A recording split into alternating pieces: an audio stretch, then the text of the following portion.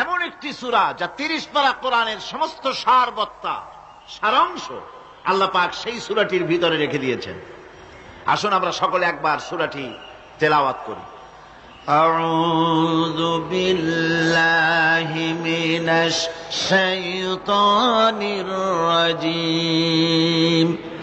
বিসমিল্লাহির রাহমানির রাহিম।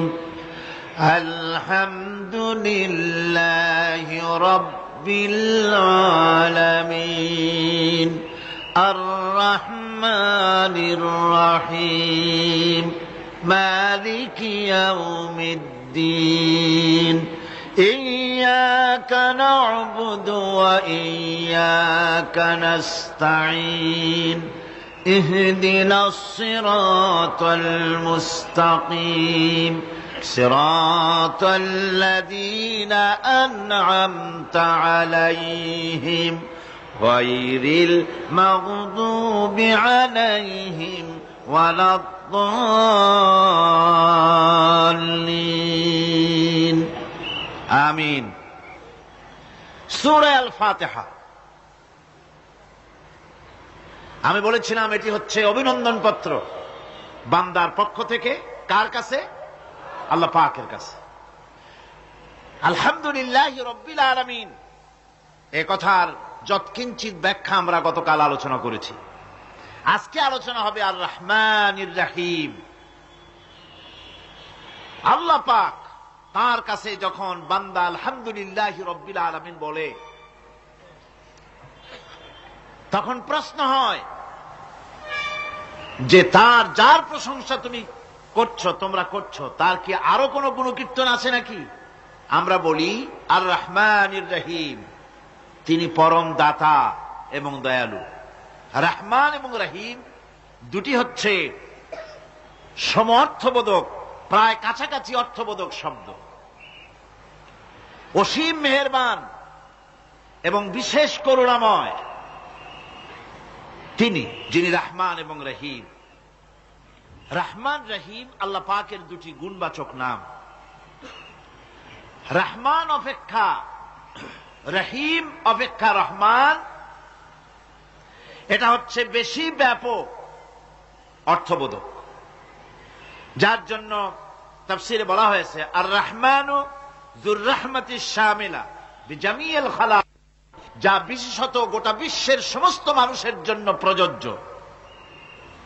আর রহিম হচ্ছে শুধু কিয়ামতের দিন পৃথিবীতে রহমান, তিনি দয়াবান পৃথিবীর সমস্ত মানুষের জন্য, এবং কিয়ামতে শুধু মুমিনদের জন্য। রহমান কিয়ামতে শুধু মুমিনদের জন্য। আর রহিম হচ্ছে আর রহিম যুর রাহমাতি শামিলা লিল মুমিনিনা ইয়াউমিল কিয়ামা। রহিম হচ্ছে শুধুমাত্র কিয়ামতের দিন আল্লাহ রাব্বুল আলামিন শুধু মুমিন লোকদের জন্য এই বিশেষ দয়া কিয়ামতের দিন করবেন। এখন রহমান হচ্ছেন পৃথিবীর সমস্ত মানুষের জন্য, সমস্ত প্রাণীর জন্য। তার দান থেকে কেউ বঞ্চিত থাকবে না, সকলের জন্য তার দানের দরজা অবারিত, উন্মুক্ত। এই পৃথিবীর বুকে আমরা দেখতে পাই মানুষ তার বন্ধুদেরকেই দেয়, শুধু সরকার হোক আর সাধারণ মানুষ হোক, আপনজনদেরকে নিজের দলকেই বেশি দেয়। কথা ঠিক কিনা? নিজের দলের প্রতি, আত্মীয় স্বজনের প্রতি স্বজন প্রিয়তা মানুষের শরীরের ভিতরে রোগ হিসাবে কাজ করে, আর এভাবে করে নিজের দল আর আত্মীয় স্বজনকে বেশি করে সুযোগ সুবিধা দেয়। শত্রুকে কেউ দেয় না, শত্রুকে কেউ ডেকে ডেকে কোনো জিনিস দিতে চায় না বা দেয় না। আল্লাহ রাব্বুল আলামিন এমন রহমান, এমন দয়াবান, এমন মেহেরবান, যারা তার ইবাদত করে, যারা তাকে স্বীকার করে, আল্লাহ বলে তাকে যারা সেজদা দেয়, আল্লাহ পাক তাদেরকেও দেন। আর যারা আল্লাহকে অস্বীকার করে, আল্লাহ রাব্বুল আলামিনকে মানে না, তার গুণাবলী কি স্বীকার করে না, তার অস্তিত্ব স্বীকার করে না, তারপরেও আল্লাহ রাব্বুল আলামিন কোন নাফরমান বান্দাকেও রহমত থেকে বঞ্চিত করেন না। সে যেই হোক, বেনামাজি হোক, মুরতাদ হোক, নাস্তিক হোক, তারপরে আল্লাহর অনুগ্রহ থেকে সে বঞ্চিত থাকে না। কথা ঠিক কিনা? বরং এটাই আমরা দেখি, নামাজি দিনদার পরেজগার মানুষ তার বরং কম থাকে, সে বরং কম পায়। বাড়ি নাই, ঘর নাই, কলকারখানা নাই, আর নামাজ রোজা করে না, হজ যাকাত করে না, আল্লাহর সাথে বিরোধিতা করে, আল্লাহরে মানেই না, বলে দেয়ার ইজ নো গড, স্রষ্টা বলতে কেউ নাই, এই ড্রিঙ্ক অ্যান্ড বি মেরি, এই হচ্ছে তাদের থিওরি, তাদের দর্শন, তাদের ফিলসফি। এই জাতীয় লোকগুলি বরং দেখা যায় তারা ক্ষমতা পায়, বাড়ি হয়, গাড়ি হয়, কল হয়, কারখানা হয়, সম্মান পায়। এটা কেন? এর কারণ হচ্ছে আল্লাহ রাব্বুল আলামিন এই পৃথিবীর কোনো মূল্য দেন না। এই পৃথিবীর মূল্য যদি আল্লাহ পাকের কাছে একটা মশার ডানার তুল্য যদি হতো, আল্লাহ পাক বিদ্রোহীদেরকে, কাফেরদেরকে এক ঢোক পানি আল্লাহ পাক গিলতে দিতেন না। এবার চিন্তা করেন, আল্লাহর ব্যাপারে যে দৃষ্টান্তটা দেওয়া হয়েছে, দৃষ্টান্তটা কত গুরুত্বপূর্ণ। মশার ডানার তুল্য, মশার ডানার তুল্য এই পৃথিবীর দাম নাই আল্লাহর কাছে। আপনাকে যদি কেউ 10 লক্ষ মশার ডানা বহু কষ্ট করে জোগাড় করিয়া যদি কেউ দেয়, তাহলে আপনি কয় টাকা দিয়ে কিনবেন? 4 পয়সা দিয়েও একজনে বলছে 4 পয়সাও দিবে না। তাহলে বোঝেন এর কোনো মূল্য নাই। একটা মশার ডানার তুল্য মূল্য আল্লাহ পাক এই পৃথিবীর দেন না, যার কারণে অবারিত উন্মুক্ত হস্তে আল্লাহ পাক সমস্ত মানুষের জন্য, প্রাণী জগতের জন্য তিনি করুণা করেছেন সকলকে। এই করুণাময় রহমান আল্লাহ পাক তিনি গুনাহগারদেরকে, যারা আল্লাহ পাকের ফরমাবরদারি করতেছে, তাদেরকে সকলকে আল্লাহ পাক সমানভাবে তার জিনিসগুলিকে তিনি দিয়ে দিচ্ছেন। এটা হচ্ছে রহমান। আর রহিম হচ্ছে, হাদিস শরীফে বলা হয়েছে, আর রহমানু রহমানুদ দুনিয়া ওয়াল আখিরাহ, আর রহিমু রহিমুল আখিরাহ। মুমিন রহমান তো শুধু আল্লাহ পাক দুনিয়া এবং আখিরাতের জন্য, আর রহিম শুধুমাত্র আখিরাতের জন্য। আবার কোন কোন আয়াতে বলা হয়েছে যে আল্লাহ পাক দুনিয়ার মানুষের জন্য রহিম। একটি আয়াতে ভাবে বলা হয়েছে, হুয়াল্লাযী ইউসাল্লি আলাইকুম ওয়া মালাইকাতুহু লিয়ুখরিজাকুম মিনাজ যুলুমাতি ইলান নূর ওয়া কানা বিল মুমিনিনা রহিমা। সে আল্লাহই তোমাদের প্রতি রহম করেছেন, রহমত নাজিল করেছেন, এবং তার ফেরেশতাগণ এই উদ্দেশ্যে যে তোমাদেরকে তিনি অন্ধকার থেকে আলোর দিকে বের করে নিয়ে আসবেন। আর তিনি হচ্ছেন মুমিনদের জন্য রহিম, অত্যন্ত দয়াবান। আরবি ভাষায় আর রহমান অন্তর্জগতের এমন একটি নম্র উচ্ছ্বাসিত অবস্থার প্রতি ইঙ্গিত করে, যার ফলে তার স্বতঃস্ফূর্তভাবে নিজের থেকেই মহানুভবতা এবং প্রীতি ও মহব্বতের ইচ্ছার বহির্প্রকাশ ঘটে। তাই রহমতের মধ্যে আছে স্নেহ, আছে প্রীতি, আছে অনুগ্রহ। আল্লাহ পাকের রহমতটা কি জিনিস? সেটা হচ্ছে রাহমাতি ওয়াসিআত কুল্লা শাই, আমার রহমত দিয়ে সমস্ত জিনিসকে ঢেকে রাখা হয়েছে। প্রত্যেকটি জিনিসের ভিতরে আল্লাহ পাকের রহমত রয়েছে। রহমত ছাড়া এই পৃথিবীতে মানুষের চলার কোনো পথ নাই। সমস্ত ব্যাপারই আল্লাহ পাকের রহমত আর রহমত। তাবৎ সৃষ্টির দিকে যদি আমরা তাকাই, আল্লাহ পাকের সৃষ্টি জগতের দিকে তাকাই, সেখানে আল্লাহর এই করুণা ছাড়া আর কিছুই দেখা যাবে না। কোরআনে কারিমে বলা হচ্ছে, وَسَخَّرَ لَكُم مَّا فِي السَّمَاوَاتِ وَمَا فِي الْأَرْضِ جَمِيعًا مِّنْهُ إِنَّ فِي ذَلِكَ لَآيَاتٍ لِقَوْمٍ يَتَفَكَّرُونَ। আকাশ ও পৃথিবীতে যা কিছু আছে তা সব কিছুই আল্লাহ রাব্বুল আলামিন মানুষের অনুগত করে দিয়েছেন। যেভাবে পারো সেভাবে তাকে কাজে লাগাও। সমস্ত জিনিসকে আল্লাহ পাক মানুষের অনুগত করে দিয়েছেন, তার খেদমতের জন্য, তার কাজের জন্য তৈরি করেছেন, মানুষের কাজের জন্য। সাখারা শব্দ দিয়ে বোঝানো হয়েছে সকল বস্তুই মানুষের অনুগত, মানুষ যেন তা দিয়ে তার নিজের কাজ সম্পাদন করতে পারে। অন্য আয়াতে বলা হয়েছে আল্লাহুল্লাযী খালাকাস সামাওয়াতি ওয়াল আরদা ওয়া আনজালা মিনাস সামাই মাআন ফাআখরাজা বিহি من الثمرات رزقا لكم وسخر لكم الفلك لتجري في البحر بأمره وسخر لكم الأنهار আল্লাহ রাব্বুল আলামিন তিনি আকাশ সৃষ্টি করেছেন, জমিনকে সৃষ্টি করেছেন এবং আকাশ থেকে পানি বর্ষণ করেছেন, তা দিয়ে ফসল উৎপাদন করেছেন। এই ফসলের পিছনে আল্লাহ পাকের কি বিরাট রহমত কাজ করতেছেন আপনি লক্ষ্য করেন। কাদার ভিতরে, কর্দমাক্ত জমিনের ভেতরে আপনি বীজ বপন করেছেন, কর্দমাক্ত জমিনের ভেতরে বীজ বপন করে বাড়ি গিয়ে আপনি ঘুমিয়ে আছেন। আল্লাহ পাকের রহমত, তার কুদরত, ওই বীজ থেকে পাতা উদ্গত করে দিয়েছেন, শিকড় মাটির ভেতরে চলে গিয়েছে, পাতাগুলি নরম, সবে পাতাগুলি গজিয়েছে, সূর্যের তাপে পাতা মুষড়ে পড়ে গিয়েছে বিকেল বেলায়, সারাদিন সূর্যের প্রখর তাপ লেগেছে। মানুষকে খাওয়াবার জন্য আল্লাহ রাব্বুল আলামিনের কি বিরাট রহমত কাজ করতেছে লক্ষ্য করুন। রাতের বেলায় আল্লাহ পাক শিশির বিন্দু নাজিল করে দেন, কণা কণা শিশির বিন্দু ওই মুষড়ে যাওয়া পাতার উপরে পড়ে গিয়ে সারা রাত এভাবে সুন্দর ঠান্ডা বাতাস আর শিশির বিন্দু যত্ন করে করে মুষড়ে যাওয়া পাতাটিকে সকালবেলা পর্যন্ত তরতাজা সজীব আর প্রাণবন্ত করে দেন।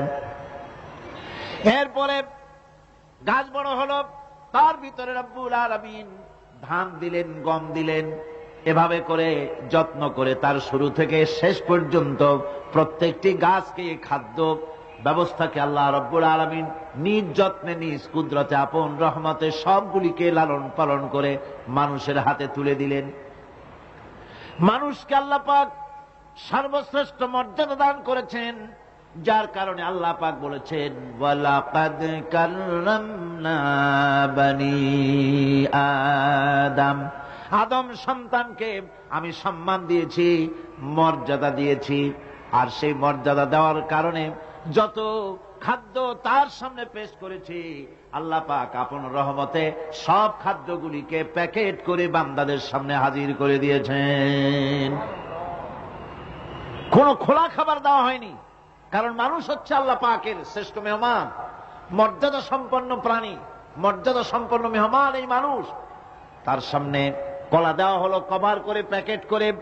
আনারস বলেন, আম বলেন, কাঁঠাল বলেন, যত রকমের ফল আল্লাহ পাক দান করলেন, বেদানা বলেন, আপেল বলেন, সমস্ত ফলগুলিকে, খাবারগুলিকে আল্লাহ পাক প্যাকেট করে করে আপন রহমতে বান্দাদের সামনে হাজির করে দিয়েছেন।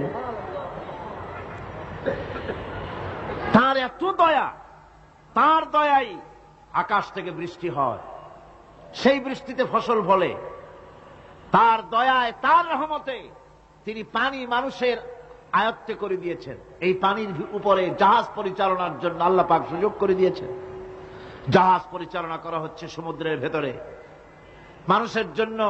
এভাবে করে আল্লাহ পাক সব জিনিসকে তার সুযোগের মধ্যে এনে দিয়েছে। এরপরে আল্লাহ পাক বলছেন ওয়াতাকুম মিন কুল্লি সালতুমুহু ওয়া ইন তাউদ্দু নি'মাতাল্লাহি লা তুহসুহা ইন্নাল ইনসানা লাযালুমুন কাফফার।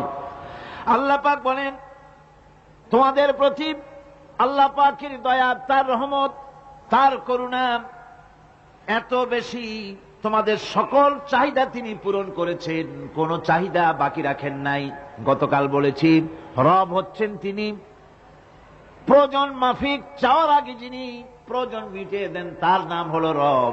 আমাদের চাওয়ার আগে আমাদের যা কিছু প্রয়োজন আল্লাহ রাব্বুল আলামিন সব সাপ্লাই করেছেন। যেরকম সুবহানাল্লাহ। ওই আল্লাহ পাক বলেন ওয়া ইন তাউদ্দু নি'মাতাল্লাহি লা তুহসুহা। বান্দারে, আমার নিয়ামত যদি গণনা করো, গুনতে গুনে গুনে গুনে আমার নিয়ামতকে গুনে শেষ করতে পারবা না। এত অসংখ্য নিয়ামত ছড়িয়ে ছিটিয়ে রেখেছি বিশ্ব জুড়ে, সর্বত্র সব জায়গায় আমার করুণার ছোঁয়া তোমার চোখের সামনে পড়বে। আল্লাযী জাআলা লাকুমুল আরদা মাহদাও ওয়া জাআলা লাকুম ফীহা সুবুলান লাআল্লাকুম তাহতাদুন। আল্লাহ পাক যিনি জমিনকে, এই পৃথিবীকে তোমাদের জন্য বিছানার মতো বিছায় দিয়েছেন, আর বিচারণের জন্য সমতল পথ তৈরি করে দিয়েছেন। এই পৃথিবীটা তোমার জন্য কি সুন্দর করে আল্লাহ পাক একটা গালিচার মতো করে বিছায় দিয়েছেন, সবুজ ঘাস তাতে রয়েছে। এই পৃথিবীর মাটি আল্লাহ পাক মানুষের জন্য কি সুন্দর ঘাটিতে পরিণত করে দিয়েছেন। এই মাটির আল্লাহর রহমতটা দেখুন, একদিকে মাটি নরম, আবার এমন নরম নয় যে 10 তলা 20 তলা 50 তলা বিল্ডিং করলে পরে এর ভারের চোটে ভিতরে ঢুকে যাবে, এরকম নরম নয়। যেখানে যতটুকুন প্রয়োজন ফসল ফলাবার জন্য বৃষ্টি দিয়ে মাটি নরম করে ফসল ফলাবার ব্যবস্থা করা হয়। আবার বিল্ডিং তৈরি করার জন্য মাটি যেমন শক্ত হওয়া দরকার তেমন শক্ত আল্লাহ পাক করে দিয়েছেন। এখন তো 130, 35, 40 তলা পর্যন্ত, তারও বেশি তলা বিল্ডিং তৈরি হচ্ছে। আমি 135 পর্যন্ত উঠেছি আমেরিকায়, 135 তলা বিল্ডিং। এটা উঠতে 39 সেকেন্ড লাগে মাত্র। এখন এদের লিফটটা কি পাওয়ারফুল চিন্তা করেন, সা করে একটা শব্দ হয় আর আপনি দেখছেন যে 135 তলার ছাদের উপর উঠে গেছে। নিচের দিকে তাকাইলে মানুষগুলো ছাগলের ছাওয়ার মতো এতটুকু এতটুকু দেখা যায়, গাড়িগুলো পিঁপড়ার মতো দেখা যায়। এগুলি নতুন নতুন প্রযুক্তির মাধ্যমে তৈরি করা হচ্ছে। এখন এই বিশাল বিল্ডিং, এত ওজন, এই ওজন ধারণ করার জন্য মাটিকে আল্লাহ পাক ভারসাম্য, শক্তির ভারসাম্য দান করেছেন। এটাকে আল্লাহ পাক নরমও করেছেন আবার শক্তও করেছেন। এই মাটি, এই পৃথিবী আমাদের জন্য বিশাল এক নিয়ামত আল্লাহ পাক করে দিয়েছেন, ফসল ফলাবার জন্য, চলাফেরার জন্য। আবার এই মাটি যেন আপনাকে নিয়ে নড়াচড়া করতে না পারে। মাঝে মাঝে ভূমিকম্প হয় না? পৃথিবীতে ভূমিকম্প জোন যেগুলি আছে সেগুলি হচ্ছে Japan, China, turkey, Iran, America, এরকম বিভিন্ন দেশে ভূমিকম্পের জোন, এগুলি ভূমিকম্প এলাকা। আমাদের এসব দেশে ভূমিকম্প কম হয়, তবে ইদানিং একটু একটু শুরু হয়েছে। আল্লাহ যেন এই ভূমিকম্পের গজব থেকে আমাদেরকে বাঁচান। এত আস্তে আমিন বললেন কেন? কি মারাত্মক ভূমিকম্প, কি মারাত্মক ভূমিকম্পের অনুভূতি আমার নাই। সামান্য একদিন একটু টের পাইছিলাম রাতে ঘুমের মধ্যে, আর কোনদিন আল্লাহ যেন টের না পাওয়ান। কিন্তু ভূমিকম্প আমি চোখে দেখেছি, ভূমিকম্প আমি চোখে দেখেছি।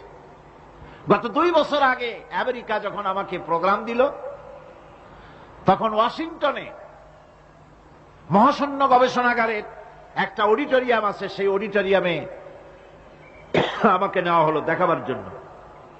অন্তত 5000 লোক বসতে পারে সেখানে, বিরাট স্ক্রিন।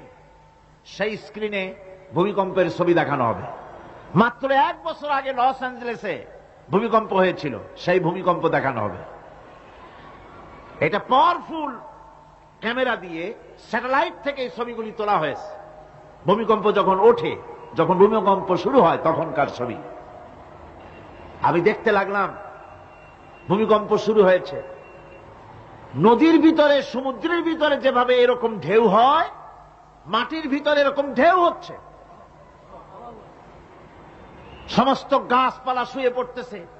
4 তলা 5 তলা 6 তলা রাস্তা সেদেশে, এক একটা রাস্তা ডিমের মামলেটের মতো জড়িয়ে পেঁচিয়ে যাচ্ছে। আমি আল্লাহু আকবার বলে চিৎকার দিয়ে উঠেছি। আমি কোথায় বসে আছি সে খেয়াল আমার ছিল না, আমি আল্লাহু আকবার বলে চিৎকার দিয়ে উঠেছি। মাটির মধ্যে ঢেউ হচ্ছে, বাড়িঘর ভেঙে চুরমার হয়ে যাচ্ছে, গাড়িগুলি রাস্তার ফাঁকে ফাঁকে শত সহস্র গাড়ি চ্যাপ্টা হয়ে ভর্তা হয়ে যাচ্ছে। আল্লাহ পাক কি প্রচন্ড ক্ষমতার মালিক, তিনি রহমত করে এ জমিনকে সুন্দর স্থিতি স্থাপক, একটা স্থিতিশীলতা করে দিয়েছেন। এই পৃথিবী যেন আমাদের নিয়ে নড়াচড়া করতে না পারে সেজন্য আল্লাহ পাক পাহাড় সৃষ্টি করেছেন। চট্টগ্রামে পাহাড় আছে না? রাঙামাটি, খাগড়াছড়ি, বান্দরবান পাহাড় আছে না? আছে। লোকেরা এই পাহাড়ের উপকারিতা বোঝে না, সমানে পাহাড় কাটে। যারা পাহাড় কাটেন তারা আত্মঘাতী কাজ করেন, তারা পৃথিবীর মানুষের ক্ষতি করেন। পাহাড় আল্লাহ পাক তৈরি করেছেন। আল্লাহ কোন জিনিস খেলতামাশার জন্য তৈরি করেন নাই। গতকাল এই আয়াতটি আমি পড়েছিলাম, আল্লাযীনা ইয়াযকুরুনাল্লাহা কিয়ামান ওয়া কুউদান ওয়া আলা জুনুবিহিম ওয়া ইয়াতাফাক্কারুনা ফী খালকিস সামাওয়াতি ওয়াল আরদ রব্বানা মা খালাকতা হাযা বাতিলা। নিরর্থক করে আল্লাহ পাক কোন জিনিসকে তৈরি করেন নাই। আল্লাহ পাক এই পাহাড় সৃষ্টি করেছেন জমিনের ভারসাম্য রক্ষা করার জন্য। সেই পাহাড়গুলি কাটতেছে মানুষ সমানে, গাছ কাটতেছে সমানে, এতে করে প্রকৃতির ভারসাম্য নষ্ট হয়ে যাচ্ছে। এগুলি সব আল্লাহ পাকের রহমত, সবগুলি আল্লাহ পাকের নিয়ামত। খালি খালি আল্লাহ কিচ্ছু তৈরি করেন নাই। ব্যাংকগুলারে জনমের মতো খাইয়া ব্যাঙের ব্যবসা করে, চীনের কাছে ব্যাংক বিক্রি করে এখন বাংলাদেশ মহাবিপদে পড়েছে। এখন ব্যাংক কোথায় পাওয়া যায় তাই তালাশ করে, কারণ এই ব্যাঙের উপকারিতা আগে জানা ছিল না। এত কীটনাশক ওষুধ ছড়ানো লাগতো না।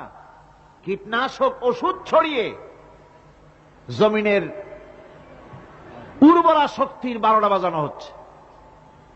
আল্লাহ পাক আপন কুদরতে, আপন রহমতে অসংখ্য ব্যাংক তৈরি করে দিয়েছিলেন যাতে করে অতিরিক্ত পোকামাকড় গুলিয়েরা ধরে ধরে খাইয়া ফেলে। আল্লাহ পাকের এগুলি কিভাবে নষ্ট করা হলো, আর এখন কীটনাশক ওষুধ দিয়ে সর্বনাশ করা হলো। আর কীটনাশক ওষুধ আনা হচ্ছে ভারত থেকে, ইন্ডিয়া থেকে।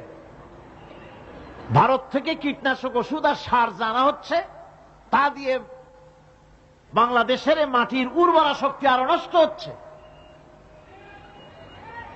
আপনারা জিজ্ঞেস করবেন চাষীদের কাছে কিভাবে নষ্ট হচ্ছে জমিন। সুতরাং আল্লাহ পাক খেল তামাশার বিষয়বস্তু করে কিছুই তৈরি করেন নাই, সবগুলিকে আপন রহমতে তৈরি করেছেন মানুষের সৃষ্টি জগতের জন্যে, যার দ্বারা মানুষ উপকৃত হতে পারবে। এর জন্য তিনি হচ্ছেন রহমান। বলেন তিনি কি? রহমান। আল্লাহ রাব্বুল আলামিন জমিন সৃষ্টি করলেন, পাহাড় দিলেন, গাছপালা তরুলতা তৈরি করে দিলেন। এরপরে আল্লাহ পাক বলছেন, তাকিয়ে দেখো সমুদ্রের দিকে, ওয়া হুয়াল্লাযী সাখখারাল বাহরা লিতাকুলু মিনহু লাহমান তারিয়্যান ওয়া তাস্তাখরিজু মিনহু হিলিয়াতান তালবাসুনাহা। সমুদ্রের দিকে লক্ষ্য করে দেখো, এই সমুদ্রকে তোমাদের অনুগত করে দিয়েছি। এর মধ্যে রয়েছে তাজা মাছ মাংস রয়েছে, এর ভিতরে রয়েছে তোমাদের পরিধানের অলঙ্কারাদির জন্য মূল্যবান সম্পদ রাখা হয়েছে সমুদ্রের মধ্যে। বিজ্ঞানীরা বলেছেন পৃথিবীর উপরিভাগে যা আছে মাটির তলায় তার থেকে অনেক বেশি বেশি মূল্যবান জিনিস আছে। আছে না মাটির তলায় মূল্যবান জিনিস? কি আছে? কি আছে? খনিজ দ্রব্য আছে, সোনা আছে, লোহা আছে, তেল আছে। তেল যে শুধু সৌদি আরবে, কুয়েতে আর কাতারে, বাংলাদেশে তেল নাই এটা ঠিক না। আমাদের দেশে তেল আছে। আল্লাহ তেল আমাদের দেশে দিয়েছেন, তবে অতটা না হলেও কিছুটা তো দিয়েছেন। কারণ সব জায়গায় এক রকমের নিয়ামত দেওয়া হয় না, এক এক দেশে এক এক রকমের নিয়ামত আল্লাহ পাক দেন। আমাদের দেশে যা আছে তা আবার সৌদি আরবে নাই। আমাদের দেশে বেল আছে, সালতি আছে, গাব আছে, এগুলি আছে সৌদি আরবে। আমাদের দেশে চা আছে, পাট আছে। আমাদের দেশেও তেল আছে। মাঝে মধ্যে তেলের কুয়া সিলেটের হরিপুর থেকে, বাখরাবাদ থেকে ভোলা থেকে বিভিন্ন জায়গা থেকে তেলের কুয়া বের করে দেখানো হয়। তেল আছে, যারা ক্ষমতাসীন, যারা সরকার, যারা দেশ চালাও, যদি আমারে সেজদা দাও, যদি নামাজি হও, কোরআনের সাথে বিরোধিতা যদি না করো, যদি কোরআন সুন্নাহর শাসন প্রতিষ্ঠা করো, এ ধরনের অসংখ্য তেল বের করে দেব।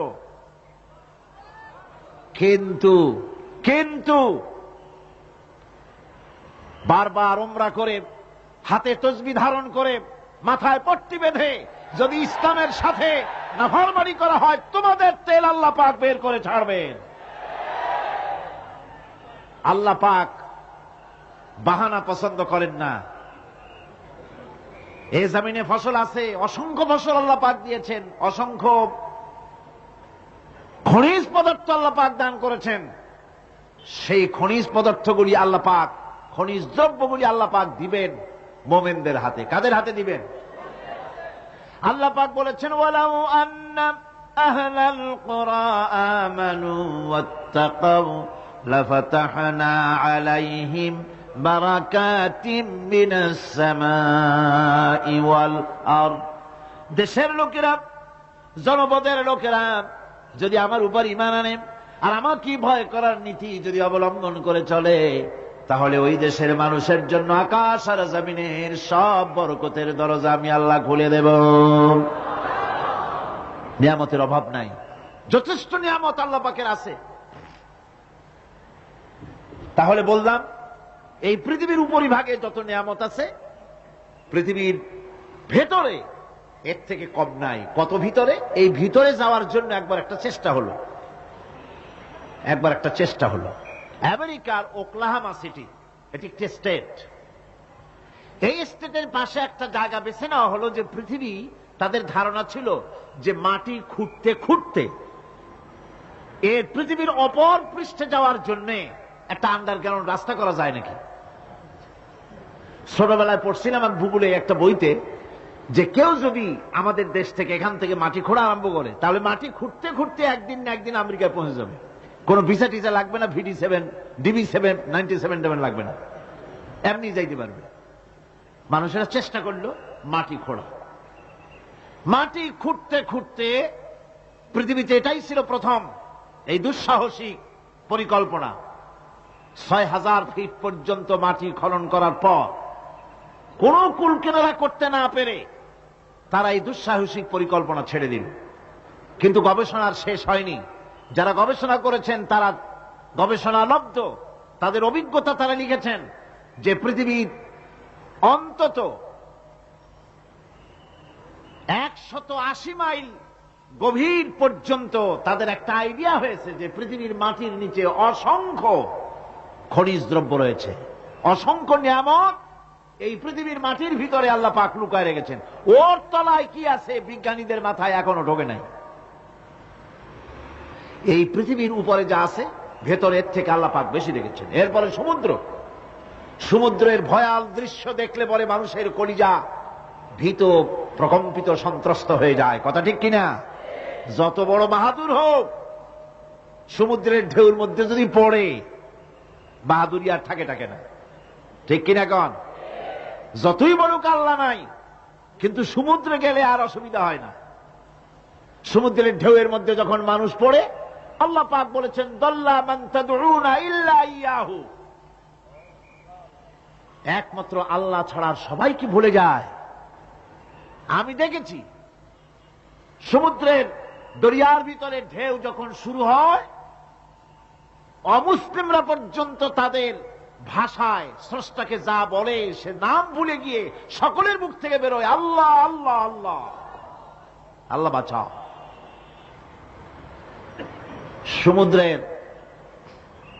সমুদ্র বিরাট রহস্য, একটি বিরাট রহস্য। বারমুদা ট্রায়াঙ্গলের কথা আপনারা শুনেছেন।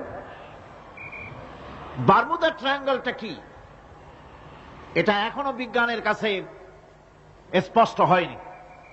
বারমুদা ট্রায়াঙ্গলের যে এরিয়া আছে, প্রশান্ত মহাসাগর এবং আটলান্টিক মহাসাগরের মোহনায়, এইখান থেকে যখন কোন প্লেন যায় অথবা কোন জাহাজের রেঞ্জে আসে, প্লেন হারিয়ে যায়, জাহাজ হারিয়ে যায়, কোথায় যায় কেউ হদিস করতে পারে না।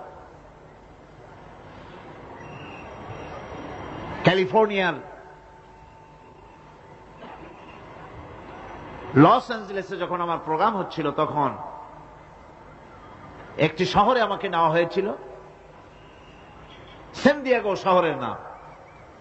সেন দিয়েগোতে ওয়ার্ল্ড সি, যেখানে সি ওয়ার্ল্ড যেখানে আছে, সেইখানে বারমুদা ট্রায়াঙ্গল কি জিনিস তার অনুমতি দেওয়ার জন্য তারা ওখানে একটা আইডিয়া করার জন্য কিছু এনভায়রনমেন্ট তৈরি করে রেখেছে। 50 লোক একসঙ্গে ঢুকতে পারে। তা আমরা সেখানে ঢুকলাম, টিকিট করে ঢুকতে হয়। চেয়ারে বসার পর প্লেনের মতো সিট বেল্ট দিয়ে কোমর বেঁধে নিতে হয়। এরপরে লাইটগুলি অফ হয়ে গেল। তারপরে দেখা গেল সামনে বিরাট স্ক্রিনে সমুদ্র ভেসে উঠেছে, সমুদ্রের ঢেউ শুরু হয়েছে, ধারা বিবরণী আসতেছে মাইকে যে আমরা এখন সমুদ্রের ভিতর দিয়ে চলছি। এটা ছিল সমুদ্রের পারে। আমরা যেখানে বসছি এই বিল্ডিংটা এরকম এরকম করতেছে। এখন আমার ধারণা হয়েছে সত্যিই বুঝি সমুদ্রের মধ্যে গিয়ে নামছে। সামনে দেখা যাচ্ছে বিরাট হাঙ্গর আসতেছে, বড় রকমের পাহাড় আসতেছে, এই পাহাড়ের সাথে টক্করে এখনই লাগবে। এই কথা বলতে না বলতে উপরে একটা শব্দ হলো, আর পানি বৃষ্টির মতো গায়ের উপরে পড়া আরম্ভ করলো। আমি তো চিন্তাই করতে লাগলাম, আল্লাহ এখানে ঢুকলাম কেন? বারমুদা ট্রায়াঙ্গল মারাত্মক অভিজ্ঞতা। এই সমুদ্র, মহাসমুদ্রের ভিতরে আল্লাহ রাব্বুল আলামিন অসংখ্য রহস্য রেখে দিয়েছেন, যা বিজ্ঞানীরা উদ্ঘাটন করতে পারেনি। এই মহাসমুদ্রের ভিতরে রয়েছে ম্যাগনেটিক পাহাড় পানির তলায়। যদি রাডারে ধরা না পড়ে জাহাজের, তাহলে এর রেঞ্জের ভিতরে আসলে এমন আকর্ষণে টেনে নেবে, পাহাড়ের সাথে লেগে টক করে লেগে জাহাজ চানাচুর হয়ে যাবে। এই মহাসমুদ্রের ভেতরে আল্লাহ পাক মাছ রেখেছেন, অসংখ্য মাছ রয়েছে, অসংখ্য ধরনের প্রাণী রয়েছে। আর তিনি এমন রহমান, প্রত্যেকটি প্রাণীর আবার আত্মরক্ষার জন্য হাতিয়ার তার সাথে সাথে দিয়ে দিয়েছেন। এক প্রকারের মাছ আমি নিজে দেখেছি সি ওয়ার্ল্ডে গিয়ে, এক প্রকারের মাছ আছে, সে যদি আক্রান্ত হয় তাহলে তার পেছনের দরজা থেকে এক প্রকারের লাভা, এক প্রকারের আটা জাতীয় জিনিস ছেড়ে দেয়। ওইটা পানি তড়িৎ গতিতে, আর পানি আশেপাশে পানিগুলি ইলেকট্রিফাইড হয়ে যায়। যে তাকে আক্রমণ করতে আসছে ইলেকট্রিক শক খেয়ে পালানো ছাড়ার পথ থাকে না। আবার আর এক প্রাণী, আর এক প্রকারের মৎস্য আছে, যেগুলি আক্রান্ত হলে পরে সে তখন তার মুখ থেকে ব্লু রঙের, গাঢ় কালো রঙের এক প্রকারের কতগুলি লালা বের করে দেয়, তার আশেপাশে একদম কালো অন্ধকার হয়ে যায়, তারা আর কেউ দেখতে পারে না। এভাবে করে প্রত্যেককেই আত্মরক্ষার জন্য আল্লাহ পাক হাতিয়ার দিয়ে দিয়েছেন। সুবহানাল্লাহ ওয়া বিহামদিহি। সেই সমুদ্রের ভেতরে এই ধরনের মৎস্যরাজি, বিরাট বিরাট প্রকাণ্ড প্রকাণ্ড প্রাণী আল্লাহ পাক সেখানে রেখেছেন। এরপরে এই সমুদ্রের মধ্যে রয়েছে মণিমুক্তা। আল্লাহ পাক বলছেন তোমরা পোশাক তৈরি করবে, তোমাদের স্ত্রীদের জন্য অলংকার আদি তৈরি করবে, সেজন্য ওর ভিতরে মণিমুক্তা মহামূল্যবান জিনিস এই সমুদ্রের ভেতরে আমি দিয়ে রেখেছি। আপন কুদরতে, আপন মেহেরবানিতে, কেউ আমার কাছে চায় নাই, আমি নিজের থেকে তোমাদের সমস্ত প্রয়োজন মিটিয়েছি, যা লাগবে সব জোগাড় করে দিয়েছি। এখন দেখুন আল্লাহ রাব্বুল আলামিন তার রহমতের নমুনা প্রাণী জগতের দিকে লক্ষ্য করে দেখেন। আল্লাহ রাব্বুল আলামিন সমস্ত প্রাণী জগৎ, দুনিয়ায় মানুষ বাদে যত প্রাণী আছে সমস্ত প্রাণীর দিকে তাকান। মানুষের কথা তো গতকাল বলেছি। সমস্ত প্রাণীগুলিকে আল্লাহ রাব্বুল আলামিন তাদের সাথে তাদের সমস্ত জিনিস দিয়ে দিয়েছেন। এর মধ্যে কোনটাকে আল্লাহ পাক বোঝা বহন করার জন্য কোন প্রাণীকে তৈরি করেছেন, আবার মানুষের জন্য, জিহাদের জন্য, যুদ্ধ করার জন্য কোন প্রাণী তৈরি করেছেন, চাষাবাদ করার জন্য প্রাণী তৈরি করে দিয়েছেন। কোরআন বলছি ওয়াল আনআমা খালাকাহা লাকুম ফিহা দিফউন ওয়া মানাফিউ ওয়া মিনহা তাআকুলুন। তিনি বিভিন্ন ধরনের জীব পয়দা করেছেন, যার থেকে তোমাদের শীতের পোশাক এবং অন্যান্য কল্যাণকর কাজ যেন তোমরা করতে পারো, সেজন্য পশুর গায়ে যে পশম দেওয়া হয়েছে, এতে পশুরও কাজ হয়। আবার এই পশমগুলি গ্রীষ্মকালে কেটে নিয়ে তাই দিয়ে মানুষের শীতবস্ত্র তৈরি করা হচ্ছে। আপনার গায়ের, আপনার গলার মাফলার, আপনার সোয়েটার, আপনার চাদর, আপনার কম্বল, এগুলি আল্লাহ পাক তৈরি করার জন্য দুনিয়ার যত প্রাণী তৈরি করেছেন, প্রাণীগুলির গায়ে, চতুষ্পদ জন্তুর গায়ে পশম দিয়ে, সেগুলি দিয়ে এগুলি তৈরি করার ব্যবস্থা করেছেন। আবার আল্লাহ রাব্বুল আলামিন বলেন, ওয়ালাকুম ফিহা জামালুন হিনা তুরিহুনা ওয়া হিনা তাসরাহুন। যখন সেগুলি মাঠে সকাল বেলায় চড়তে নামে, আবার বিকেল বেলায় যখন পালবদ্ধ হয়ে বিকেল বেলায় যখন ঘরে ফেরে, তখন দেখার এক সৌন্দর্য এমন হয় যা সত্যি উপভোগ্য। লক্ষ্য করে দেখবেন, এগুলি শহরে কম দেখা যায়, গ্রাম্য অঞ্চলে মাঝে মধ্যে যাবেন, গ্রামের লোকই আপনারা অধিকাংশ এখানে আছেন, আপনারা দেখবেন সকাল বেলায় যখন পালে পালে গরু, ছাগল, মহিষ ইত্যাদি যেতে থাকে, সকাল বেলায় সূর্য যখন উঠে সেই সময় যখন এগুলি যেতে থাকে, তখন তার দেখার একটা দৃশ্য দারুণ লাগে। আবার যখন সন্ধ্যা বেলায় গধূলি লগ্নে যখন সূর্য লাল হয়ে পশ্চিম দিগন্তে অস্তমিত হতে যায়, তখন শত শত গরু, ভেড়া, ছাগল পাল ধরে মাঠের মধ্য দিয়ে যখন বাড়ির দিকে রওনা করে, আল্লাহ পাক বলেন এই দৃশ্য অত্যন্ত উপভোগ্য। যারা সত্যি এগুলি দেখে, উপভোগ করে, তারা বুঝতে পারে যে আল্লাহ পাকের নিয়ামত সব দিকেই আল্লাহ পাক এভাবে ছড়িয়ে রেখেছেন। এভাবে করে ওয়াতাহমিলু আসকালাকুম ইলা বালাদিন লাম তাকুনু বালিগিহিম ইল্লা বিশাক্কিল আনফুস। আল্লাহ পাক বলেন, এভাবে করে আমি জন্তু জীব তৈরি করেছি যারা তোমাদের বোঝাগুলি এক শহর থেকে আর এক শহরে, এক গ্রাম থেকে আর এক গ্রামে বোঝাগুলি বহন করে নিয়ে যায়। এভাবে আমি যদি চতুষ্পদ জন্তু তৈরি না করতাম, তোমরা নিজেরা ঘাড়ে করে, পিঠে করে এ বোঝাগুলি বহন করা বড়ই কষ্টসাধ্য হয়ে যেত। উটের পিঠে করে, গাধার পিঠে করে, গরুর গাড়ি বানায়া, হাতির পিঠে করে, কত বিরাট বিরাট বোঝা, টনকে টন বোঝা এভাবে পশু দিয়ে টেনে নেওয়া হয়। আল্লাহ পাক বলছেন এগুলি আমার রহমত। এরপরে এই পশুর ভিতরে হালাল গোশত তৈরি করে তোমার খাবারের ব্যবস্থা করেছি। ওয়া ইন্না লাকুম ফিল আনআমি লাইবরা নুসকিকুম মিম্মা ফি বুতুনিহি মিন বাইনি ফারসিন ওয়া দামিন লাবানান খালিসান সাইগান লিশশারিবিন। তোমাদের চতুষ্পদ জন্তুর মধ্যে দেখবে বুদ্ধিমান, দূরদৃষ্টি সম্পর্ক লোক যারা, তাদের জন্য আমি এর মধ্যে নিদর্শন রেখেছি। তোমাদের দুগ্ধবতী গাভীগুলি, যার দ্বারা তোমরা দুধ পাও, এগুলি জমিনের ঘাস খেলো, খড় খেলো, আর এর দ্বারা রক্ত তৈরি হলো, পায়খানা তৈরি হলো, পেশাব তৈরি হলো, পাশাপাশি রাস্তা দিয়ে পরিষ্কার সুস্বাদু দুধ আমি আল্লাহ রাব্বুল আলামিন তোমাদের জন্য দান করেছি। এত নিয়ামত আল্লাহ পাক দিলেন, আল্লাহ পাকের বিনিময় কিছুই চান নাই। কিছু চাইছেন নাকি? বলেন, কিছু চেয়েছেন? কিছুই চান না। দেখেন, এই যে ঠান্ডা মৌসুম চলছে, এখন কি মৌসুম? শীতের মৌসুম। এই পৃথিবীটাকে আমরা, আমাদের একটা রুমকে যদি ঠান্ডা করতে চাই, তাহলে আমরা কি লাগাই? রুমে এসি লাগাই। প্রত্যেক মাসে বিল দেওয়া লাগে না লাগে না? বিল দিতে হয়। একটা রুম এসি দিয়ে ঠান্ডা করতে প্রত্যেক মাসে 500, 1000, 2000, 2500 রুম হিসাবে এর ভাড়া দেওয়া লাগে, এর চার্জ দিতে হয়। এত বড় বিশ্বটা আল্লাহ পাক ঠান্ডা করে ফেলেছেন। কত বড় এসি প্লান্ট আল্লাহ পাকের, সুবহানাল্লাহ। কত বড় এসি আল্লাহ ছেড়ে দিয়েছেন। এখন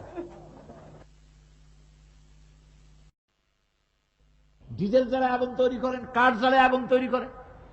পৃথিবীর মানুষের হাতে আগুন জ্বালাবার, উত্তাপ সৃষ্টি করার যত রকমের টেকনোলজি আছে, সব যদি একত্রিত করা হয়, সূর্য প্রতি সেকেন্ডে যে তাপ বিকিরণ করে পৃথিবীর জন্য, সারা পৃথিবীর সমস্ত মানুষ এক জায়গায় হইয়া কিয়ামত পর্যন্ত প্রচেষ্টা করিও ওই 1 সেকেন্ডের তাপ তৈরি করতে পারবে?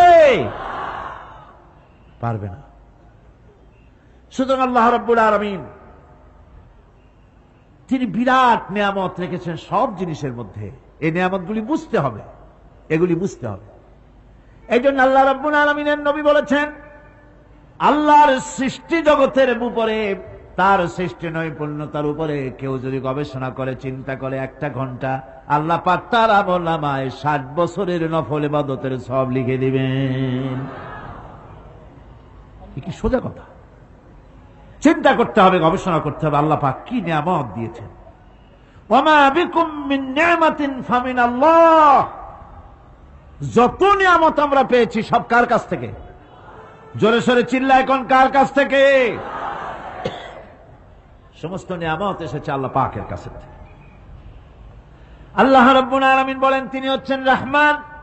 ওয়াল্লাহু জাআলা লাকুম মিন বুয়ুতিকুম সাকানান ওয়া জাআলা লাকুম মিন জুলুদিল আনআমি বুয়ুতা।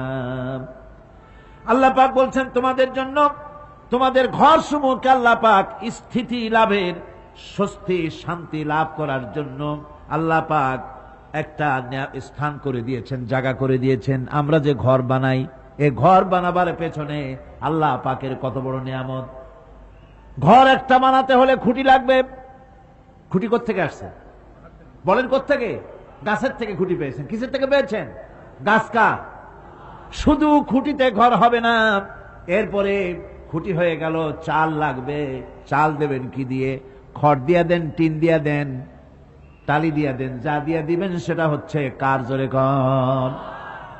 শুধু খুঁটি আর চাল হলে হবে না, বেড়া লাগবে, দরজা লাগবে, জানালা লাগবে, যা কিছু দরকার। আল্লাহ বলেন তোমার এই শান্তির ঘরটার পেছনে আমার নিয়ামত, আমার রহমত কাজ করেছে।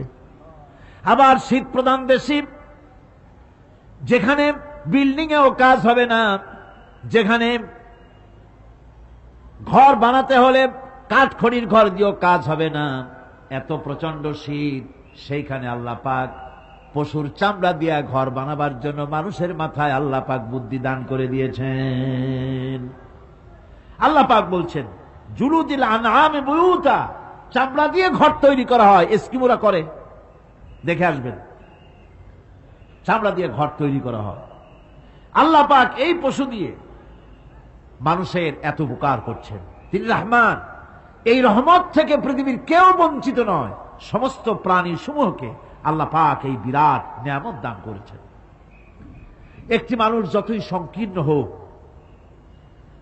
অসভ্য জীবন যাপন করুক, ইলিটারেট হোক, মূর্খ হোক, লেখাপড়া কিচ্ছু জানে না, একটা পর্ণ কুটিরের ভিতর এক কৃষক বাস করে, সেও যদি চিন্তা করে তাহলে অন্তত এতটুকু উপলব্ধি তার আসবে যে সে অসুখ হলে পরে তার আশেপাশে লতা গুল্ম, গাছের শিকড় বেটে খেলে পরে তার অসুখ ভালো হয়ে যায়। ঠিক কিনা? এখন তো অসুখ ভালো হওয়ার জন্য কোনো অসুবিধা নাই, কোনো সমস্যা নয়। পত্রিকার ভিতরে অ্যাডভার্টাইজ আসতেছে, স্ট্যাম্পের উপরে লিখে দেব, আখেরি লেখা, বিশ্বব্যাপী চ্যালেঞ্জ। মেয়ে লোকও চ্যালেঞ্জ দিতেছে, পুরুষও দিতেছে, পাগলও দিচ্ছে, ছাগলও দিচ্ছে, সবাই মিলে চ্যালেঞ্জ করছে। পত্রিকাগুলি পয়সার লোভে আবার এগুলি ছাপতেছে। সব রকমের অসুখ, সব রকমের ওষুধ তারা দিতে পারবে। এই যদি হয় তো খামাখা আমাদের মেডিকেল কলেজ রাইখা লাভ কি? বিজ্ঞাপন দিয়া যদি ওষুধ বিক্রি করা হয়, কেমন গভর্নমেন্ট আমি বুঝি না। এই পাগল ছাগলের বিজ্ঞাপনগুলি ছাপা হয় পত্রিকায়, লোকেরা বিভ্রান্ত হয়, লোকেরা বোঝে না। তাদের কাছে গেলেই মুখ দেখেই বলে দেব এরকম আসতেছে, পাগলের মতো চেহারা, মুখ দেখেই বলে দেবে শেষ দর্শন, আর দর্শন জিন্দিগিতে করা লাগবে না। ছোট্ট ছোট্ট পোলাপানো এরকম এক এক জায়গায় হইতেছে। খুলনা জেলার দাকপ এলাকায় একবার শোনা গেল সেখানে ছাগলে পানি পড়ে দেয়, যে যাবে তার রোগ ভালো হবে। কি শিক্ষিত কি অশিক্ষিত সমানে গিয়ে লাইন দিতে লাগলো। ছাগলের বাড়ি, ছাগলের কাছে পানি ধরে। এখন ছাগলের কাছে কিছু ধরলেই তো সে শোকে, শুকতে গেলেই মনে করে যে পড়িয়ে দিছে, দম করে দিছে,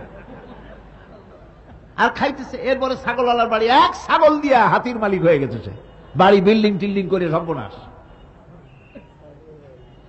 কি আজীব তামাশা, কি আশ্চর্য দেশ। এমন কোন রোগ নাই যে এই সমস্ত পাগল ছাগলের চিকিৎসা ভালো না হবে। এগুলি অ্যাডভার্টাইজ দিয়ে চলছে। আল্লাহ পাক মানুষকে অসুখ দিয়েছেন, অসুখের আবার ওষুধও দিয়েছেন। কারণ আলহামদুলিল্লাহ, লিকুল্লি দাইন দাওয়াও, প্রত্যেকটি রোগের ওষুধ আল্লাহ তৈরি করেছেন। সুবহানাল্লাহি ওয়া বিহামদিহি। কালো জিরা সম্পর্কে রাসূল করিম সাল্লাল্লাহু আলাইহি ওয়াসাল্লাম বলেছেন, হাদিহি হাব্বাতুস সাওদা, এটা হচ্ছে কালো দানা। দাওয়াউন লিকুল্লি দাইন ইল্লা সাম, মৃত্যু ছাড়া সকল রোগের ওষুধ কালো জিরার মধ্যে আছে। আবার মধু সম্পর্কে আল্লাহ পাক বলেছেন, এটি হচ্ছে গোটা পৃথিবীর সমস্ত মানুষের জন্য রোগের প্রতিষেধক। একজন নিরক্ষর মানুষও, যিনি লেখাপড়া কিছুই জানে না, সে লোকটাও টের পায় অসুখ বিসুখ হলে সে আশেপাশে লতা গুল্ম বেটে তার থেকে তার রোগ নিরাময় করতে পারে। রৌদ্রের দাবানল থেকে বাঁচার জন্য সে গাছের আশ্রয় নিতে পারে। তরুণ গাছ থেকে ফার্নিচার তৈরি করতে পারে। আবার এই গাছ থেকে সুস্বাদু ফল পেতে পারে। আর এই গাছ যখন বুড়ো হয়ে যায় তখন তার দিয়ে সে ফার্নিচার তৈরি করতে পারে। অসংখ্য নিয়ামত তার চতুর্পাশে ছড়ানো থাকে।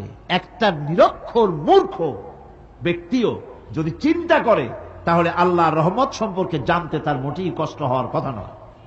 মূল কথা হলো চিন্তা করা, গবেষণা করা। আল্লাহ পাক এই জন্য বারবার বলেছেন, লা আয়াতিন লিকাউমি ইয়াতাফাক্কারুন, লা আয়াতিন লিউলিল আলবাব, যারা নাকি চিন্তাশীল, গবেষক, মাথায় গিলুটিলু যাদের আছে, ওরা এগুলি খুব ভালো করে বুঝবে। আল্লাহ রাব্বুল আলামিন এই পৃথিবীকে তার রহমত দিয়ে ছেয়ে রেখেছেন, অসংখ্য রহমত দিয়ে রেখেছেন। আর তার রহমত সৌন্দর্য বিবর্জিত নয়, তার রহমত দিয়েই সব সুন্দর হয়ে সাজিয়ে গুছিয়ে আল্লাহ পাক তৈরি করেছেন। আকাশটাকে সাজিয়েছেন। কোরআনে কারীমের মধ্যে রব্বুল আলামিন বলেন, ওয়ালাকাদ যায়্যানাস সামাআদ দুনিয়া বিমাসাবিহা ওয়া জাআলনাহা রুজুমান লিশ-শায়াতিন। এই দুনিয়ার আকাশখানিকে তারকা প্রদীপ দিয়া সাজায় রেখেছে মনের মতন। দেখো তুমি তাকাইয়া, এই পৃথিবীটাকে, এর আকাশটাকে সুসজ্জিত করা হয়েছে। আল্লাহ পাক সৌন্দর্যবোধ এত বেশি, যা গতকাল আমি আলোচনায় বলেছি, রব্বুল আলামিন তার আপন রহমত দিয়া, কুদরত দিয়ে এই পৃথিবী সব সাজিয়ে গুছায় দিয়েছেন। আল্লাহ পাক বলছেন, ইন্না ফি খালকিস সামাওয়াতি ওয়াল আরদি ওয়াখতিলাফিল লাইলি ওয়ান নাহার লাআয়াতিন লিউলিল আলবাব।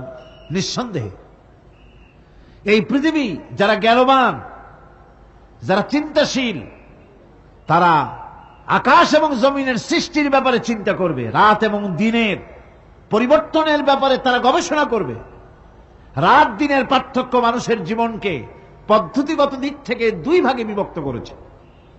একটা হচ্ছে দিন আর একটা হচ্ছে রাত। وَجَعَلْنَا اللَّيْلَ لِبَاسًا وَجَعَلْنَا النَّهَارَ مَعَاشًا।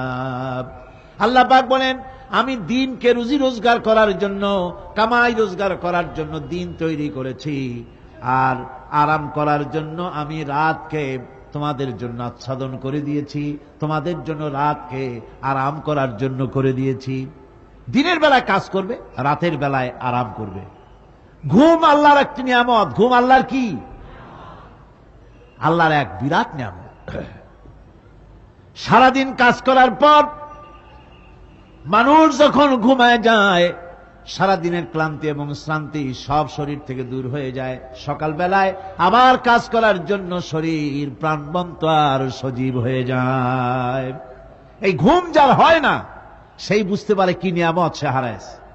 আল্লাহ পাক যেন সারা জীবন যতটুকুন ঘুমের স্বাস্থ্যের জন্য আমাদের প্রয়োজন, আল্লাহ যেন এই নিয়ামত থেকে আমাদেরকে বঞ্চিত না করেন।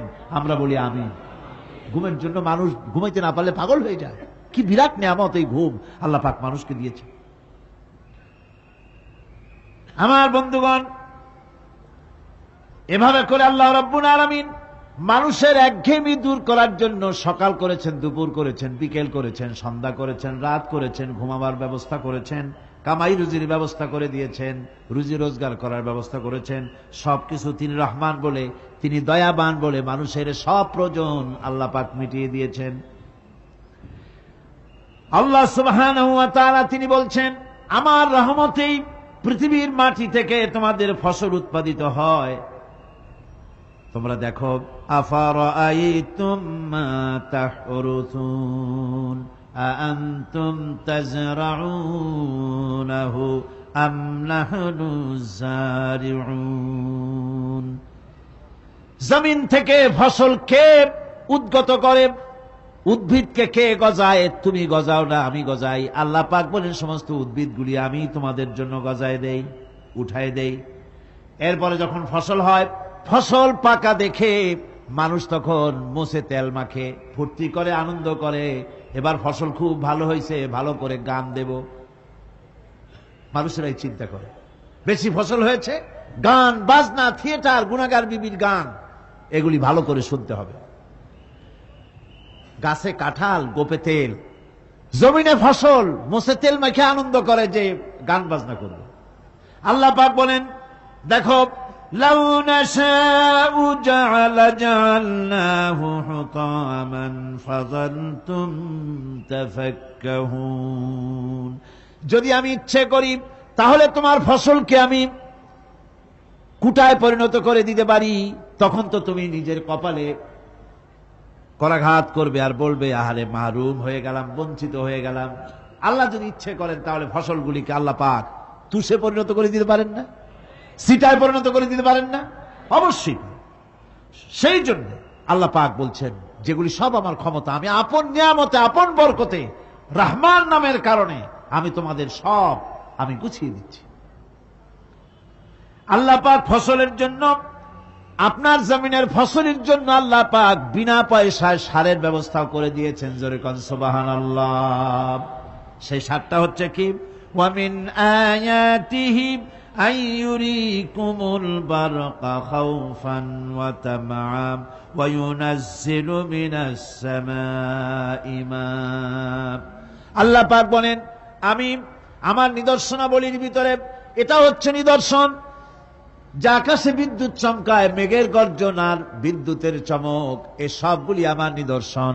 বৃষ্টির পানির সাথে এগুলি এসে জমিনের ফসলকে বৃদ্ধি করে দেয়। জোরে বলেন সুবহানাল্লাহ। কৃষিবিদরা বলেছেন, যে বছর আকাশে যত বেশি বিদ্যুৎ চমকায়, সে বছর জমিনের ফসল তত বেশি বৃদ্ধি পায়। বিনা পয়সায় এ ধরনের আল্লাহ পাক ব্যবস্থা করে দিচ্ছেন। এরকম দরিয়ার মাছ, গোশত, তরি তরকারি, ফল, মৌসুম উপযোগী যা কিছু প্রয়োজন, এ সব কে দিচ্ছেন? বলেন না, কে দিচ্ছেন? ওয়ামা মিন দাব্বাতিন ফিল আরদি ইল্লা আলাল্লাহি রিজকুহা। এই পৃথিবীর বুকে এমন কোন বিচরণশীল জীব নাই যে জীবের রিজকের দায়িত্ব আল্লাহ পাক নিজ হাতে গ্রহণ করেন নাই। এবার দেখেন, আল্লাহ পাক আরো বলছেন, ওয়াকাআইয়িম মিন দাব্বাতিন লা তাহমিলু রিজকুহা আল্লাহু ইয়ারযুকুহা ওয়া ইয়্যাকুম। বহুত প্রাণী এমন আছে যে প্রাণীরা রিজেককে সঞ্চয় করে না। আমাদের রিজক তো সঞ্চয় করা আছে, আমাদের ব্যাংকে টাকা আছে, গোলায় ধান আছে, চাউল আছে, আছে কিনা? কম থাকুক বেশি থাকুক, আছে তো। কিন্তু পৃথিবীতে এমন বহু প্রাণী আছে যাদের কোনো সঞ্চয় নাই।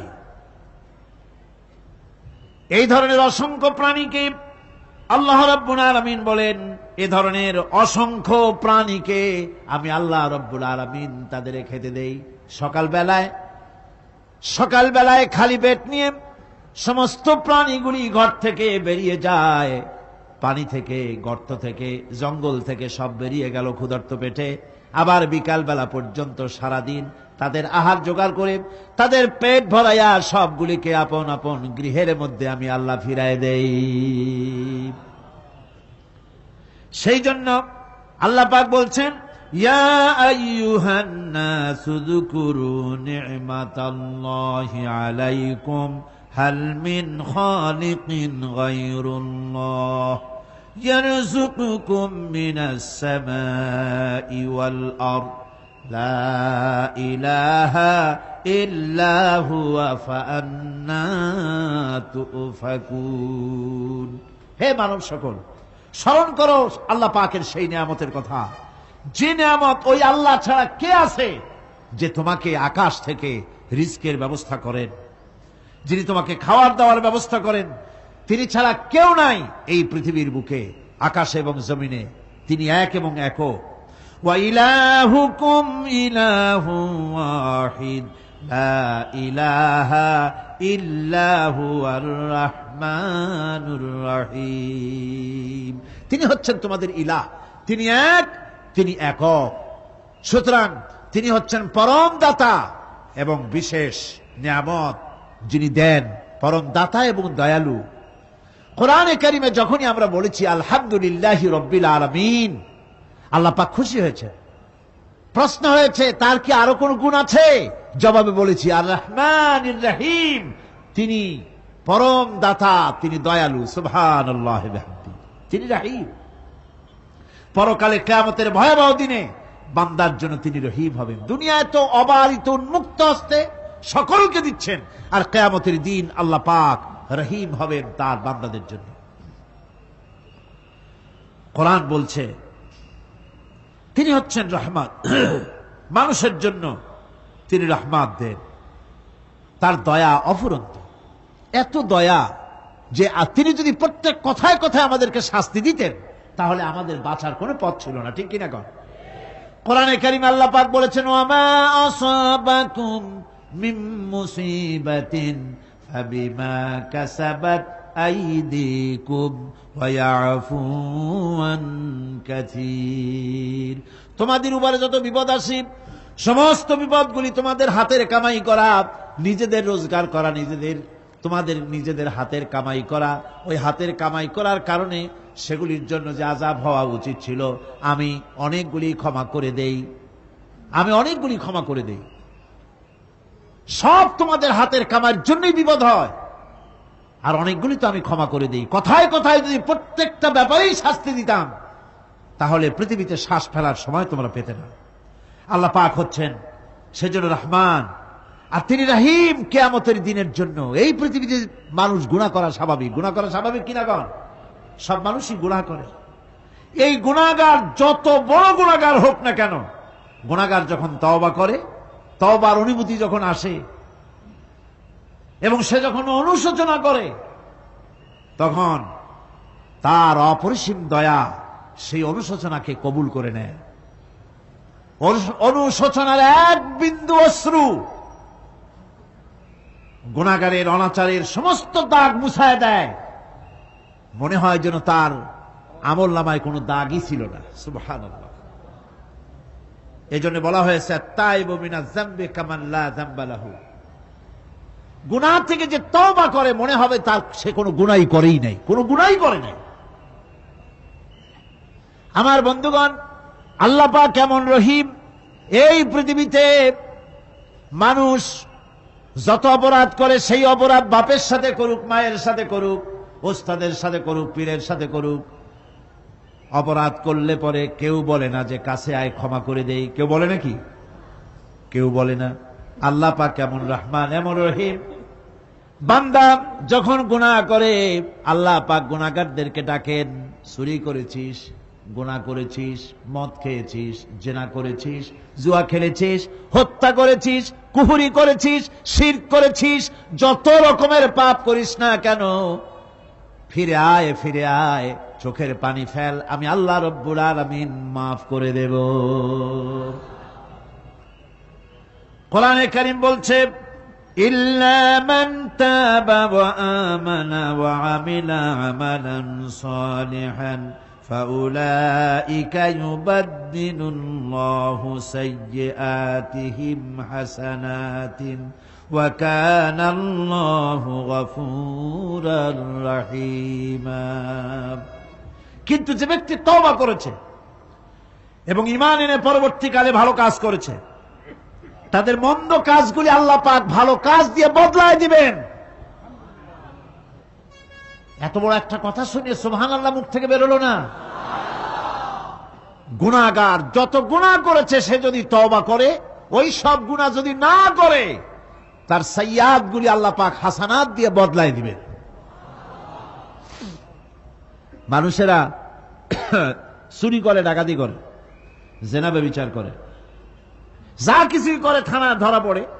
থানায় ধরা পড়লে তারপরে তার বিরুদ্ধে চার্জশিট হলো, এরপরে তার জেল হলো, ছাড়া পেল, আবার অন্যায় করলো, আবার ধরা পড়লো, যতবার জেল হলো ততবার ছাড়া পেল, কিন্তু থানায় দাগি আসামিদের খাতায়, চোরের খাতায়, ডাকাতের খাতায় নামটা তার মোছা হয় না, থানায় নামটা থেকেই যায়। কিন্তু আল্লাহ রাব্বুল আলামিন এমন এক বিচারক, এমন রহমান, এমন রহিম। মানুষ যদি গুনাহ করে, যত বড় গুনাহ করুক, এই গুনার পরে সে যদি অনুশোচনা করে, তওবা পড়ে, গুনাহ থেকে যদি ফিরে থাকে, আর যদি সেই গুনাহ না করে, আল্লাহ পাক বলেন শুধু মাফ করি না, গুনার খাতায় যে নামটা ছিল নামটাও আমি আল্লাহ মুছে ফেলে দেই। এই হচ্ছে রহমান, এই হচ্ছে রহিম, এই হচ্ছে তার অফুরন্ত দয়া, যে দয়ার কোনো শেষ নাই। এক্ষেত্রে আল্লাহ রাব্বুল আলামিন তার দয়া ও ক্ষমার বিশাল ব্যক্তির কথা উল্লেখ করেছেন, যার কোনো সীমা নাই।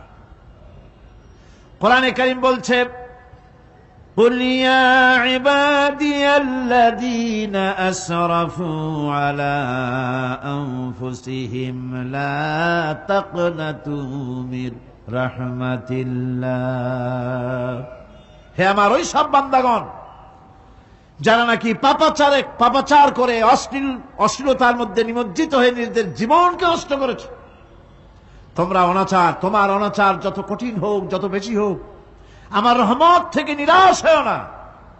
সুবহানাল্লাহ। আমার রহমত থেকে নিরাশ হও না, যত বড় পাপ করে থাকো, আমার রহমত থেকে নিরাশ হও না। ইন্নাল্লাহা ইয়াগফিরুয যুনুবা জামিআ ইন্নাহু হুয়াল গফুরুর রহিম। যদি তওবার মতো তওবা করতে পারো, যদি চোখের পানি দিয়া আল্লাহ পাককে রাজি করাইতে পারো, আল্লাহ পাক বলেন বান্দা যদি তওবা করে, খাঁটি যদি তওবা করে, জীবনে ওই সব গুনাহ যদি আর না করে, আল্লাহ পাক বলেন জিন্দেগীর সকল গুনাহ আমি রব্বুল আলামিন মাফ করে দেব। তিনি গফুর, তিনি রহিম, ক্ষমাশীল এবং দয়াবান। এত দয়া, যে দয়ার কোনো শেষ নাই। আল্লাহ পাকের দয়াকে, তার রহমতকে, তার করুণাকে তিনি 100 ভাগ করেছেন।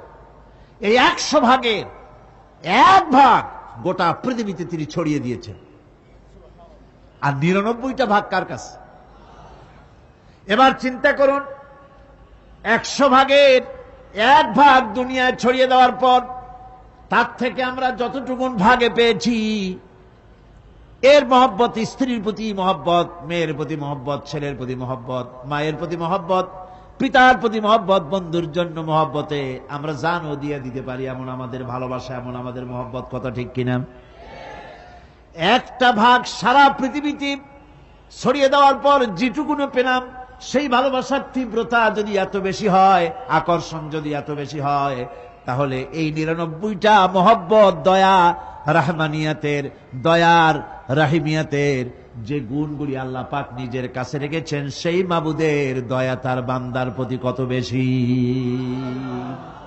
কি বিরাট মহব্বত! রাসূল করিম সাল্লাল্লাহু আলাইহি ওয়াসাল্লাম বলেছেন, সাহাবীরা, একটি লোক উটের পৃষ্ঠে চড়ে কোথাও যাচ্ছিল, পথিমধ্যে বিশ্রাম করল। বিশ্রাম থেকে উঠে দেখে তার উট নাই, সে উটের পৃষ্ঠে তার খাদ্য ছিল, পানীয় ছিল, সব ছিল। এই লোকটা কেমন পেরেশান হয়? সাহাবীরা বললেন, হুজুর, এ তো মারাত্মক পেরেশানি। উটের মরুভূমির জাহাজ, উট হারায় গেছে, তার খাদ্য হারাইছে, পানি গেছে, সব শেষে তো মরা ছাড়া পথ নাই। দারুণ উৎকণ্ঠিত হবে লোকটা।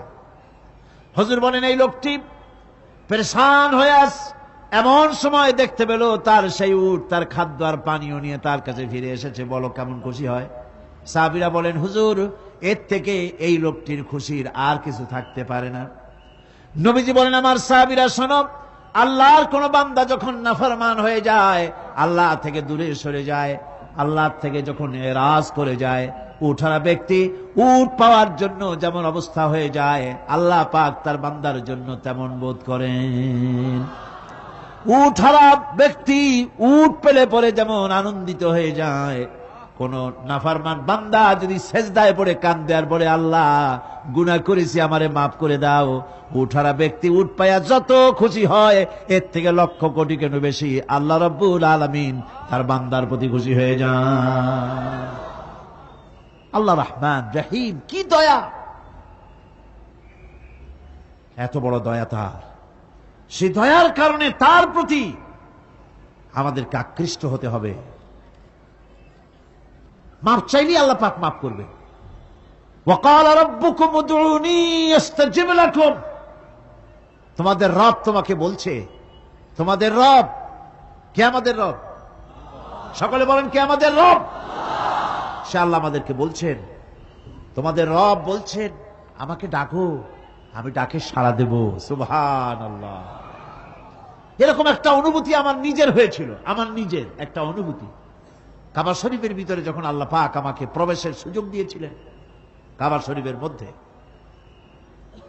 তখন তার রসমে কাবা নাই। কাবার ভেতরে ঢুকলে তখন চতুর্দিক কিবলা, চতুর্দিকে ফিরে দুরাকাত না করে নামাজ পড়লাম। সেজদা দেওয়ার সুযোগ হলো, সেজদায় পড়ে এমন কান্না শুরু হলো দম আটকে যাওয়ার মতো, শুধু কাঁপতেই থাকলো। আধা ঘন্টা চলে গেল সেজদার ভেতরে।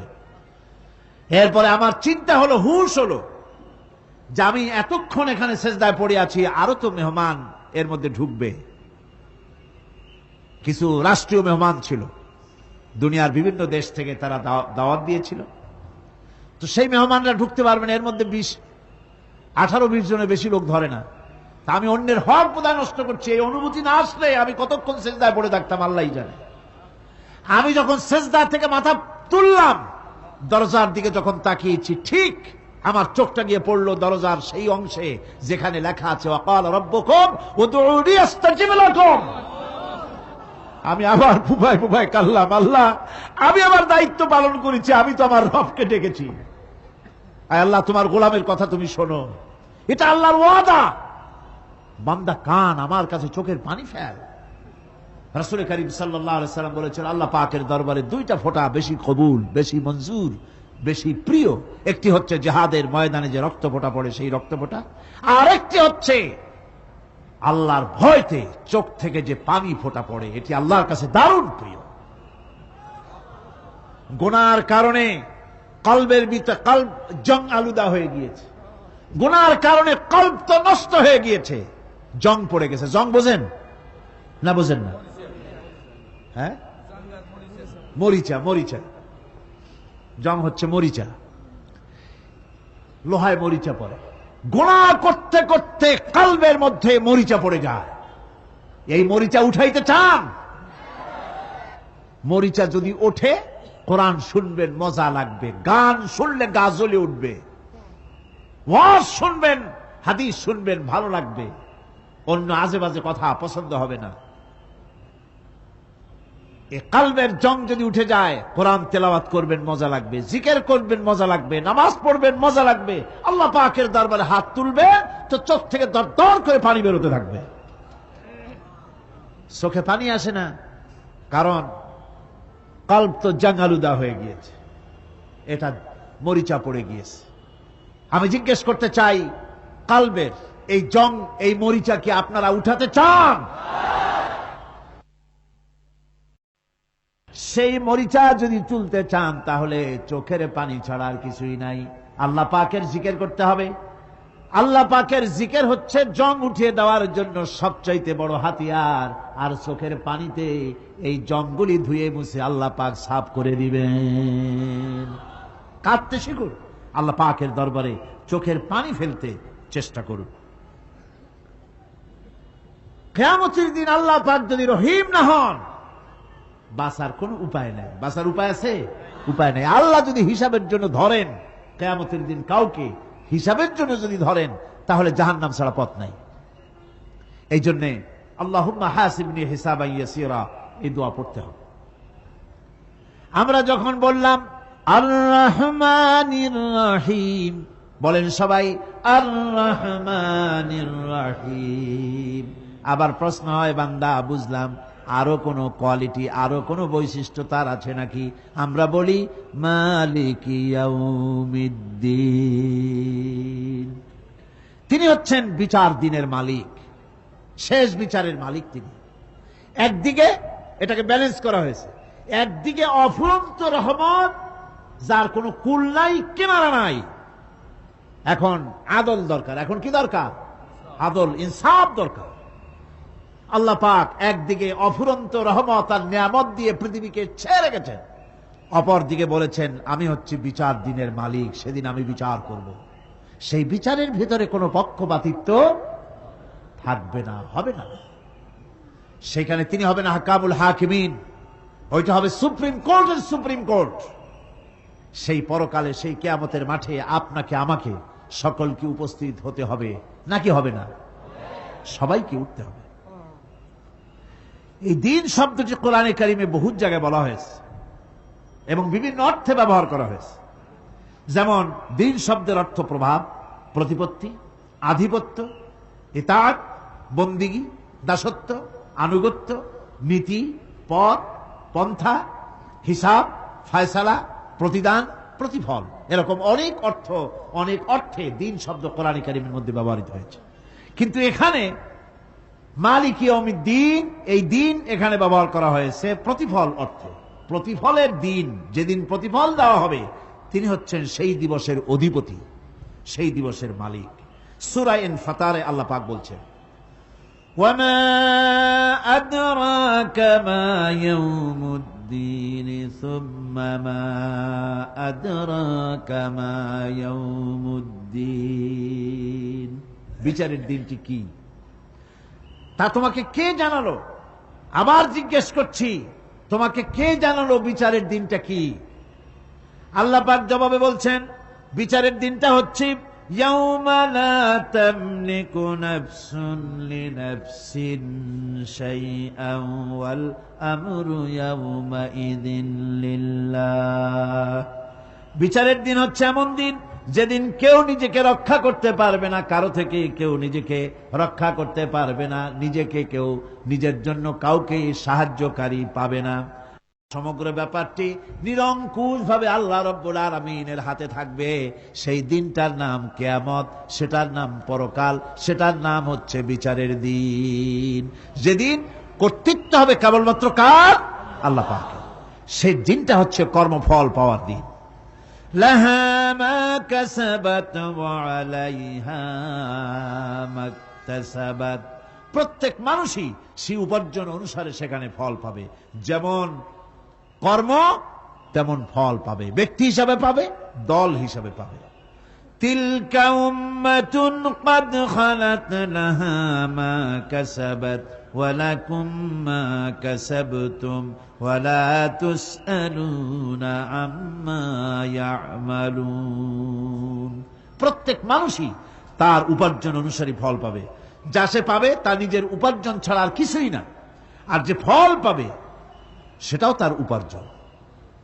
সুতরাং কিয়ামতের দিন আল্লাহ মানুষের উপরে কোনো জুলম করবেন না, অত্যাচার করবেন না।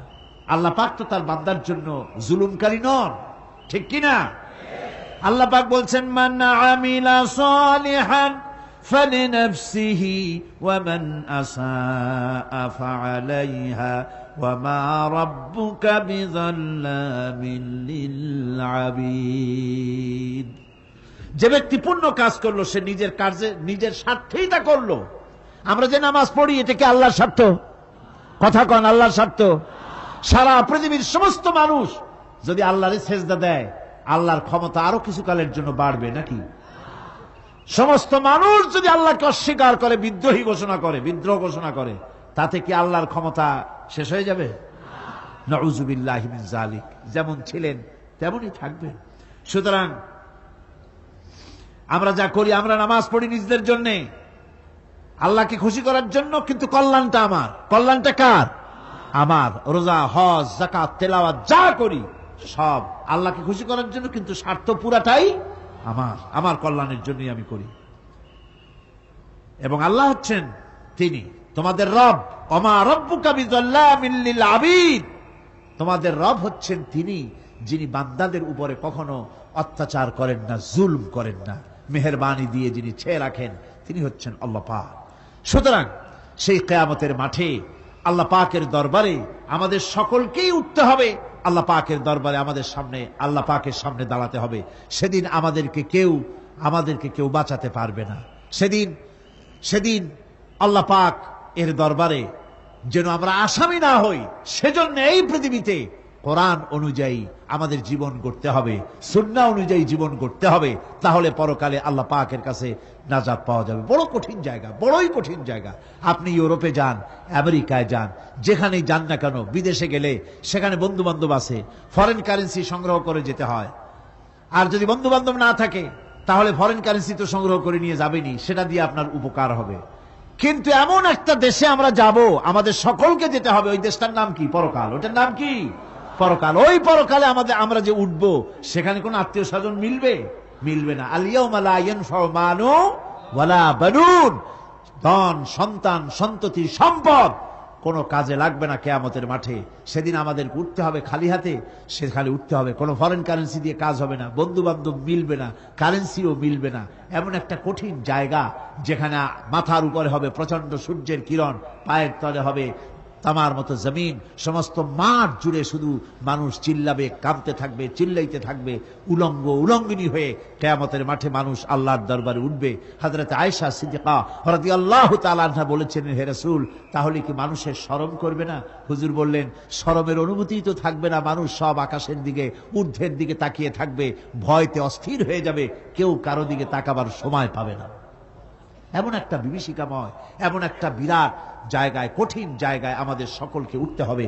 যাওয়ার আগে আল্লাহ পাক স্মরণ করিয়ে দিচ্ছেন, সূরা ফাতিহা প্রত্যেক নামাজে আমাদের স্মরণ করিয়ে দেয়, তিনি শুধু রহমান রহিমই নন, তিনি মালিক ইয়াউমিদ্দিন, তিনি কিয়ামতের দিন মানুষের বিচার করবেন। সে বিচারের মধ্যে পক্ষপাতিত্ব থাকবে না, সে বিচারটা বড় কঠিন হবে।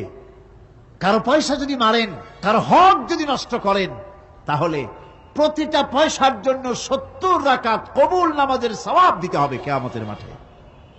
বাঁচা যাবে না সেদিন, উপায় হবে না। আল্লাহ পাক যার প্রতি রহম করবেন তিনি ছাড়া আর বাঁচার কোনো পথ থাকবে না। সেই জন্য ওই পরকালের মাঠে কিয়ামতের দিন আল্লাহ পাকের দরবারে আমরা যেন আল্লাহর খাঁটি বান্দা হয়ে উঠতে পারি, এই জীবন যাপনের তৌফিক আল্লাহ পাক যেন আমাদের দান করেন।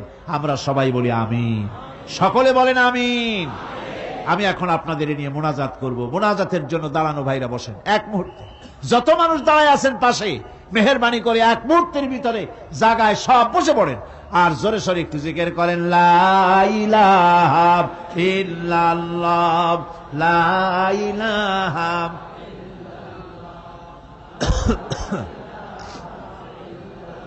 আগে দেন নাই।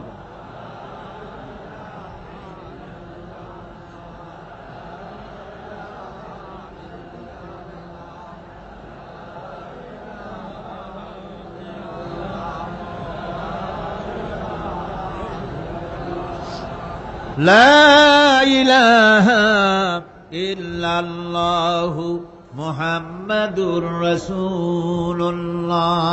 আল্লাহ আল্লাহ আল্লাহ আল্লাহ আল্লাহ আল্লাহ।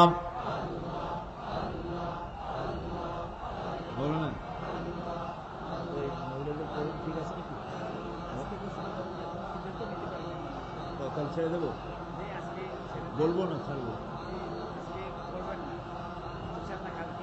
আচ্ছা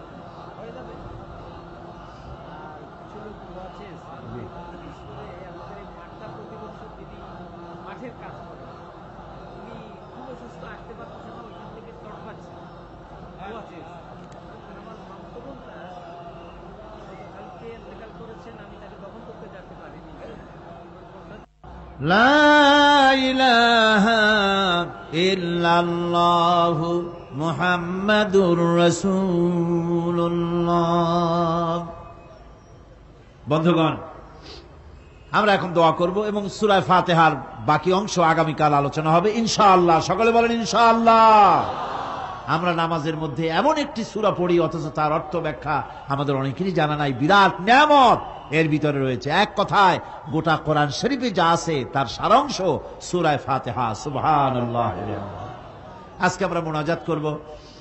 মুনাজাতের পরে এশার নামাজের আজান হবে বা জামাত, এশার নামাজ এখানে আদায় হবে। আপনারা সবাই জামাতে শরীক হবেন। আর আসরের পর থেকে আসা আরম্ভ করবেন। বেশি সময় তো বক্তৃতা হয় না এখানে, অন্যান্য মাহফিলের মতো সারা রাত ওয়াজ নসিহত করে মানুষকে বিরক্ত করা হয় না।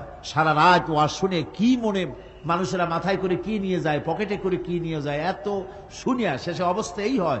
লোকেরা জিজ্ঞেস করে কোথায় গেছিলাম, বলে মাহফিলে গেছিলাম। কি শুনছো? কয় যে তা তো বলে শেষ করতে পারবো না। কি বিষয়? কয় কোনো বিষয় বাদ নাই। আচ্ছা দুই একটা তো আমারে শোনাও। কয় যে আল্লাহর কসম সারা রাত এমন শোনা শুনছি তার একটা কথাও আমার মনে নেই। এইরকম যদি হয় তাহলে এই শোনার তো কোনো দাম নাই, ঠিক কিনা কন? সেই জন্য কম শুনে বেশি আমল করা আমাদের জন্য দরকার, ঠিক কিনা? আমরা যদি ওয়াজ যত শুনলাম, তাফসীর যত শুনলাম, প্রত্যেকটা মাহফিল থেকে একটা করে ভালো কথা যদি জীবনে ধারণ করতাম, আবার বলি সারা জীবনে যত ওয়াজ শুনেছি, যত তাফসীর শুনেছি, প্রত্যেকটা মাহফিল থেকে একটি করে ভালো কথা যদি আমার জীবনে আমরা ধরে রেখে আমল করতাম, এতদিনে আমাদের জীবন ফেরেশতারা আমাদেরকে ঘাটে পথে সালাম করত, ঠিক কিনা? এতদিনে জীবন সুন্দর হতো কিনা কন? তাহলে জীবন যদি শোনার পরেও, কোরআন হাদিস তাফসীর শোনার পরেও যদি আমাদের জীবন পরিশুদ্ধ না হয়, তাহলে বুঝতে হবে আমরা শুধু শুনি, আমল করি না। আল্লাহ পাক এই গুনাহ থেকে আমাদের বাঁচার তৌফিক দিন। যা শুনবো কোরআন হাদিস থেকে সেগুলি আমল করার তৌফিক যেন আল্লাহ আমাদেরকে দান করেন। এখানে মুনাজাতের জন্য বলা হয়েছে, মুনাজাত হবে, সকলের জন্য দোয়া হবে। বিশেষ করে মাওলানা শামসুদ্দিন সাহেব আমাদের যিনি মাহফিলের সভাপতিত্ব করছেন, তার এক বোন ইন্তেকাল করেছেন গতকাল। তিনি দোয়া চেয়েছেন, তার জন্য আমরা দোয়া করব। অনেকের আত্মীয় স্বজন মারা গিয়েছে, তাদের জন্য দোয়া করা হবে। আর এই মাঠের জন্য, এই মাঠের সমস্ত কাজ আঞ্জাম দেয় যে লোক, যার তত্ত্বাবধানে হয়, সেই লোকটা অসুস্থ হয়েছে, তার জন্য মাওলানা দোয়া চেয়েছেন। আপনারা সকলে দোয়া করুন। গতকাল বলেছি এই মাহফিলের চতুর্দিকে অন্তত 3 দিকে অসংখ্য বইয়ের দোকান এসেছে। বই আপনাদেরকে ফায়দা দেবে। এই বইগুলি আপনারা, এখানে যে সব বই আসছে এর একটি বইও আপনাদেরকে নাস্তিক বানাবে না, কোন আলহামদুলিল্লাহ। এই বইগুলি আপনাদেরকে মুরতাদ বানাবে না। সে বই এখানে বিক্রি করার সাহস কেউ পাবে না, ঠিক কিনা কন? কোরআনে কারীমের ব্যাপারে, হাদিসের ব্যাপারে অসংখ্য বইপত্র এসেছে, সংগ্রহ করেন, এগুলি কাজে লাগবে ইনশাআল্লাহ। সকলে বলেন ইনশাআল্লাহ। প্রতি বছর আপনাদের খেদমতে আমার বইগুলি যারা প্রকাশ করে, এবার আমার ব্যস্ততার কারণে বই তারা বের করতে পারেনি, আমার ব্যস্ততার কারণে আমি কিছু দিতে পারিনি, কিন্তু পার্লামেন্টে আমি কি করেছি, কি বলেছি, সেগুলি তারা ধরে ফেলেছে। সেগুলি তারা রেডিও থেকে, টেলিভিশন থেকে, পত্র পত্রিকা থেকে উদ্ধার করে ঢাকার একটি সংগঠন তারা বই বের করেছে।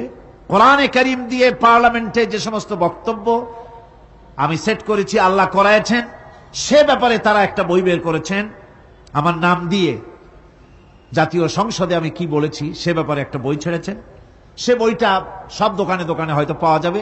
খুব কম মূল্যে তারা এই বইটা ছেড়েছে। এটা কোনো ম্যাগাজিন নয়, এটা একটা বই, 2 ফরমার একটি বই, মাত্র 20 টাকা করে তারা হাদিয়া রেখেছে। সপ্তম সংসদের প্রথম অধিবেশন, সপ্তম সংসদের দ্বিতীয় অধিবেশনে গুরুত্বপূর্ণ বিষয়বলির উপরে যেসব কথা আমি বলেছি, ট্রানজিট, বিদ্যুৎ এবং আইন শৃঙ্খলা পরিস্থিতি, সন্ত্রাস, শিক্ষা ব্যবস্থা, বাজেট ইত্যাদির ব্যাপারে বক্তব্যগুলি সেখানে আছে। আপনারা সংগ্রহ করে নিতে পারবেন, যাওয়ার সময় নিয়ে যাবেন। আল্লাহ পাক আমাদের সকলকে তৌফিক দান করুন। আমাদের মা বোনেরা যারা এসছেন, আমাদের মা বোনদেরকেও আল্লাহ পাক কোরআনে কারীম শুনে জীবন গড়ার তৌফিক আল্লাহ পাক দান করুন। আল্লাহুম্মা আমিন। রব্বানা যালামনা আনফুসানা ওয়া ইল্লাম তাগফির লানা ওয়া তারহামনা লানাকুনান্না মিনাল খাসিরিন। আয় আল্লাহ তাআলা, লক্ষ লক্ষ মুসলমান নরনারী তাফসীরুল কোরআন মাহফিলের দ্বিতীয় দিবসে তোমার পবিত্র কালামুল্লাহ শরীফের, তোমার পবিত্র কালামের ব্যাখ্যা করে তোমার বান্দাদেরকে সাথে নিয়ে আমরা সব গোলামেরা একত্রিত হয়ে তোমার দরবারে হাত তুলেছি। মেহেরবানি করে আমাদের আলোচনা, জিকির, আজগার, তেলাওয়াতের সওয়াব রাসূল করিম সাল্লাল্লাহু আলাইহি ওয়াসাল্লামের রূহ মুবারকে পৌঁছায় দাও। আয় আল্লাহ তাআলা, আমাদের মধ্য থেকে যাদের মা বাপ দুনিয়া থেকে বিদায় হয়ে গেছে, কবরগুলিকে জান্নাতের টুকরায় পরিণত করে দাও রব্বুল আলামিন। আয় আল্লাহ তাআলা, সারা জীবন গুনাহ করে করে আমরা আমাদের জীবন নষ্ট করে ফেলেছি, দয়া করে আমাদের তামাম জিন্দেগির গুনাহ খাতা মাফ করে দাও রব্বুল আলামিন। তোমার পবিত্র নাম রহমান রহিম, ওই নামের সামান্য একটুখানি ব্যাখ্যা বান্দাদের সামনে তুলে ধরেছি আমরা। আয় আল্লাহ তাআলা, এই ব্যাখ্যা বোঝার তৌফিক আমাদের দাও। আয় আল্লাহ তাআলা, তোমার রহমান, তোমার নাম রহমান, তোমার নাম রহিম, এই পবিত্র নামের বরকতে আমাদের জিন্দেগির সকল গুনাহ মাফ করে দাও। এই পবিত্র নামের বরকতে আমাদের রোগ ব্যাধিগুলি আল্লাহ দয়া করে তুমি শেফায়ে আজেলা দিয়া দাও। আয় আল্লাহ তাআলা, মা বোনেরা যারা এসছেন তাদের মধ্যে যাদের রোগ ব্যাধি আছে, আল্লাহ সকলের রোগ ব্যাধিগুলিকে মাফ করে দাও। আয় আল্লাহ তাআলা, মা বোনদের জিন্দেগির গুনাহ খাতা মাফ করে দাও। মাওলানা শামসুদ্দিন সাহেব নিজে মাযুর মানুষ, তুমি তার চোখের নূর নিয়ে গিয়েছ, তারপরেও তিনি সাবের। আয় আল্লাহ তাআলা, তোমার এই বান্দাকে দিয়ে তুমি দৃষ্টিশক্তিবিহীন অবস্থায় তুমি তাকে দিকে খেদমত নিচ্ছ, মৃত্যু পর্যন্ত দিনের জন্য খেদমত তুমি তার থেকে নাও। সেজন্য শরীরটা তুমি ভালো রাখো। তার বোন দুনিয়া থেকে চলে গেছে, তাকে জান্নাতুল ফেরদাউস দিয়ে দাও। তার জীবনের সমস্ত বদ আমালগুলি মাফ করে দাও, নেক আমালগুলি মঞ্জুর ফরমাও। আয় আল্লাহ তাআলা, অনেকে দোয়া চেয়েছেন, সকলের দোয়া যে যে বিষয় চেয়েছেন দোয়াগুলি মঞ্জুর করে নাও। এই মাঠের জন্য যারা চেষ্টা করেছে আল্লাহ,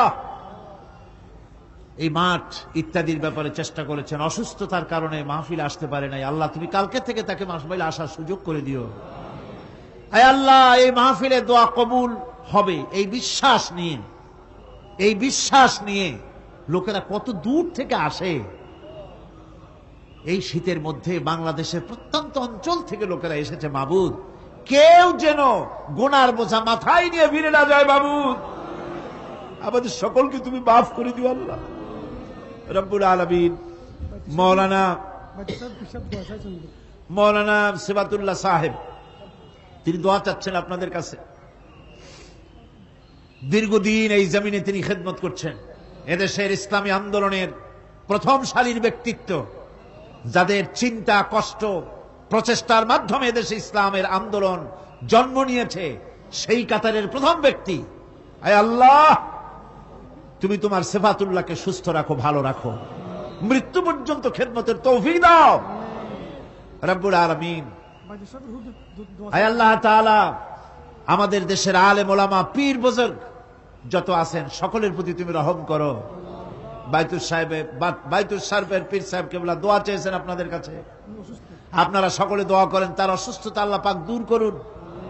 এই রকমের হক পরস্ত পীর আল্লাহ পাক বাংলাদেশে আরো বানায় দিক। যে সমস্ত পীর আছে বাংলাদেশে, বাইতুল শরীফের পীর সাহেবের মতো মুখলিস বানায় দাও আল্লাহ, জোরে বলেন আমিন। বাংলাদেশে যত পীর আছে, বাইতুল শরীফের পীর সাহেবের মতো এই ধরনের ইখলাস, তাকওয়া, পরহেজগারি, কলিজা বড় এভাবে আল্লাহ দিনদার, পরহেজগার, দিনের জন্য এই ধরনের পীরদেরকে তার মতো হওয়ার তৌফিক দান করে দাও রব্বুল আলামিন। তাকে সুস্থতা দান করো, তাকে দিয়ে দিনের খেদমত বেশি বেশি নাও। পীর আলেম ওলামা সকলের দিল থেকে হিংসা, হাসাদ দূর করে দিয়ে মোহাব্বত পয়দা করে দাও। সকলকে এক বানাও, নেক বানাও রব্বুল আলামিন। আমাদের প্রিয় জন্মভূমি বাংলাদেশ সকল ধরনের ষড়যন্ত্র থেকে আমাদের দেশকে তুমি হেফাজত করো। আমি আপনাদের এক ছোট্ট ভাই, আল্লাহ পাকের এক ক্ষুদ্র গোলাম। আমি আপনাদের কাছে দোয়া চাই, কোরআনে কারীমের কথা বলার জন্য যে ধরনের স্বাস্থ্য এবং কণ্ঠস্বরের প্রয়োজন, মাবুদ যেন দয়া করে তারে গোলামকে অনুগ্রহ করে যেন দান করে দেন। রব্বানা তাকাব্বাল মিন্না ইন্নাকা আনতাস সামিউল আলিম ওয়া তুব আলাইনা ইন্নাকা আনতাত তাওয়াবুর রহিম। সুবহান রাব্বিকা রাব্বিল ইজ্জাতি আম্মা ইয়াসিফুন ওয়া সালামুন আলাল মুরসালিন আলহামদুলিল্লাহি রাব্বিল আলামিন ওয়াজআল আখিরা কালিমাতিনা ইনদাল মাউত লা ইলাহা ইল্লাল্লাহু মুহাম্মাদুর রাসূলুল্লাহ। আসসালামু আলাইকুম ওয়া রাহমাতুল্লাহ।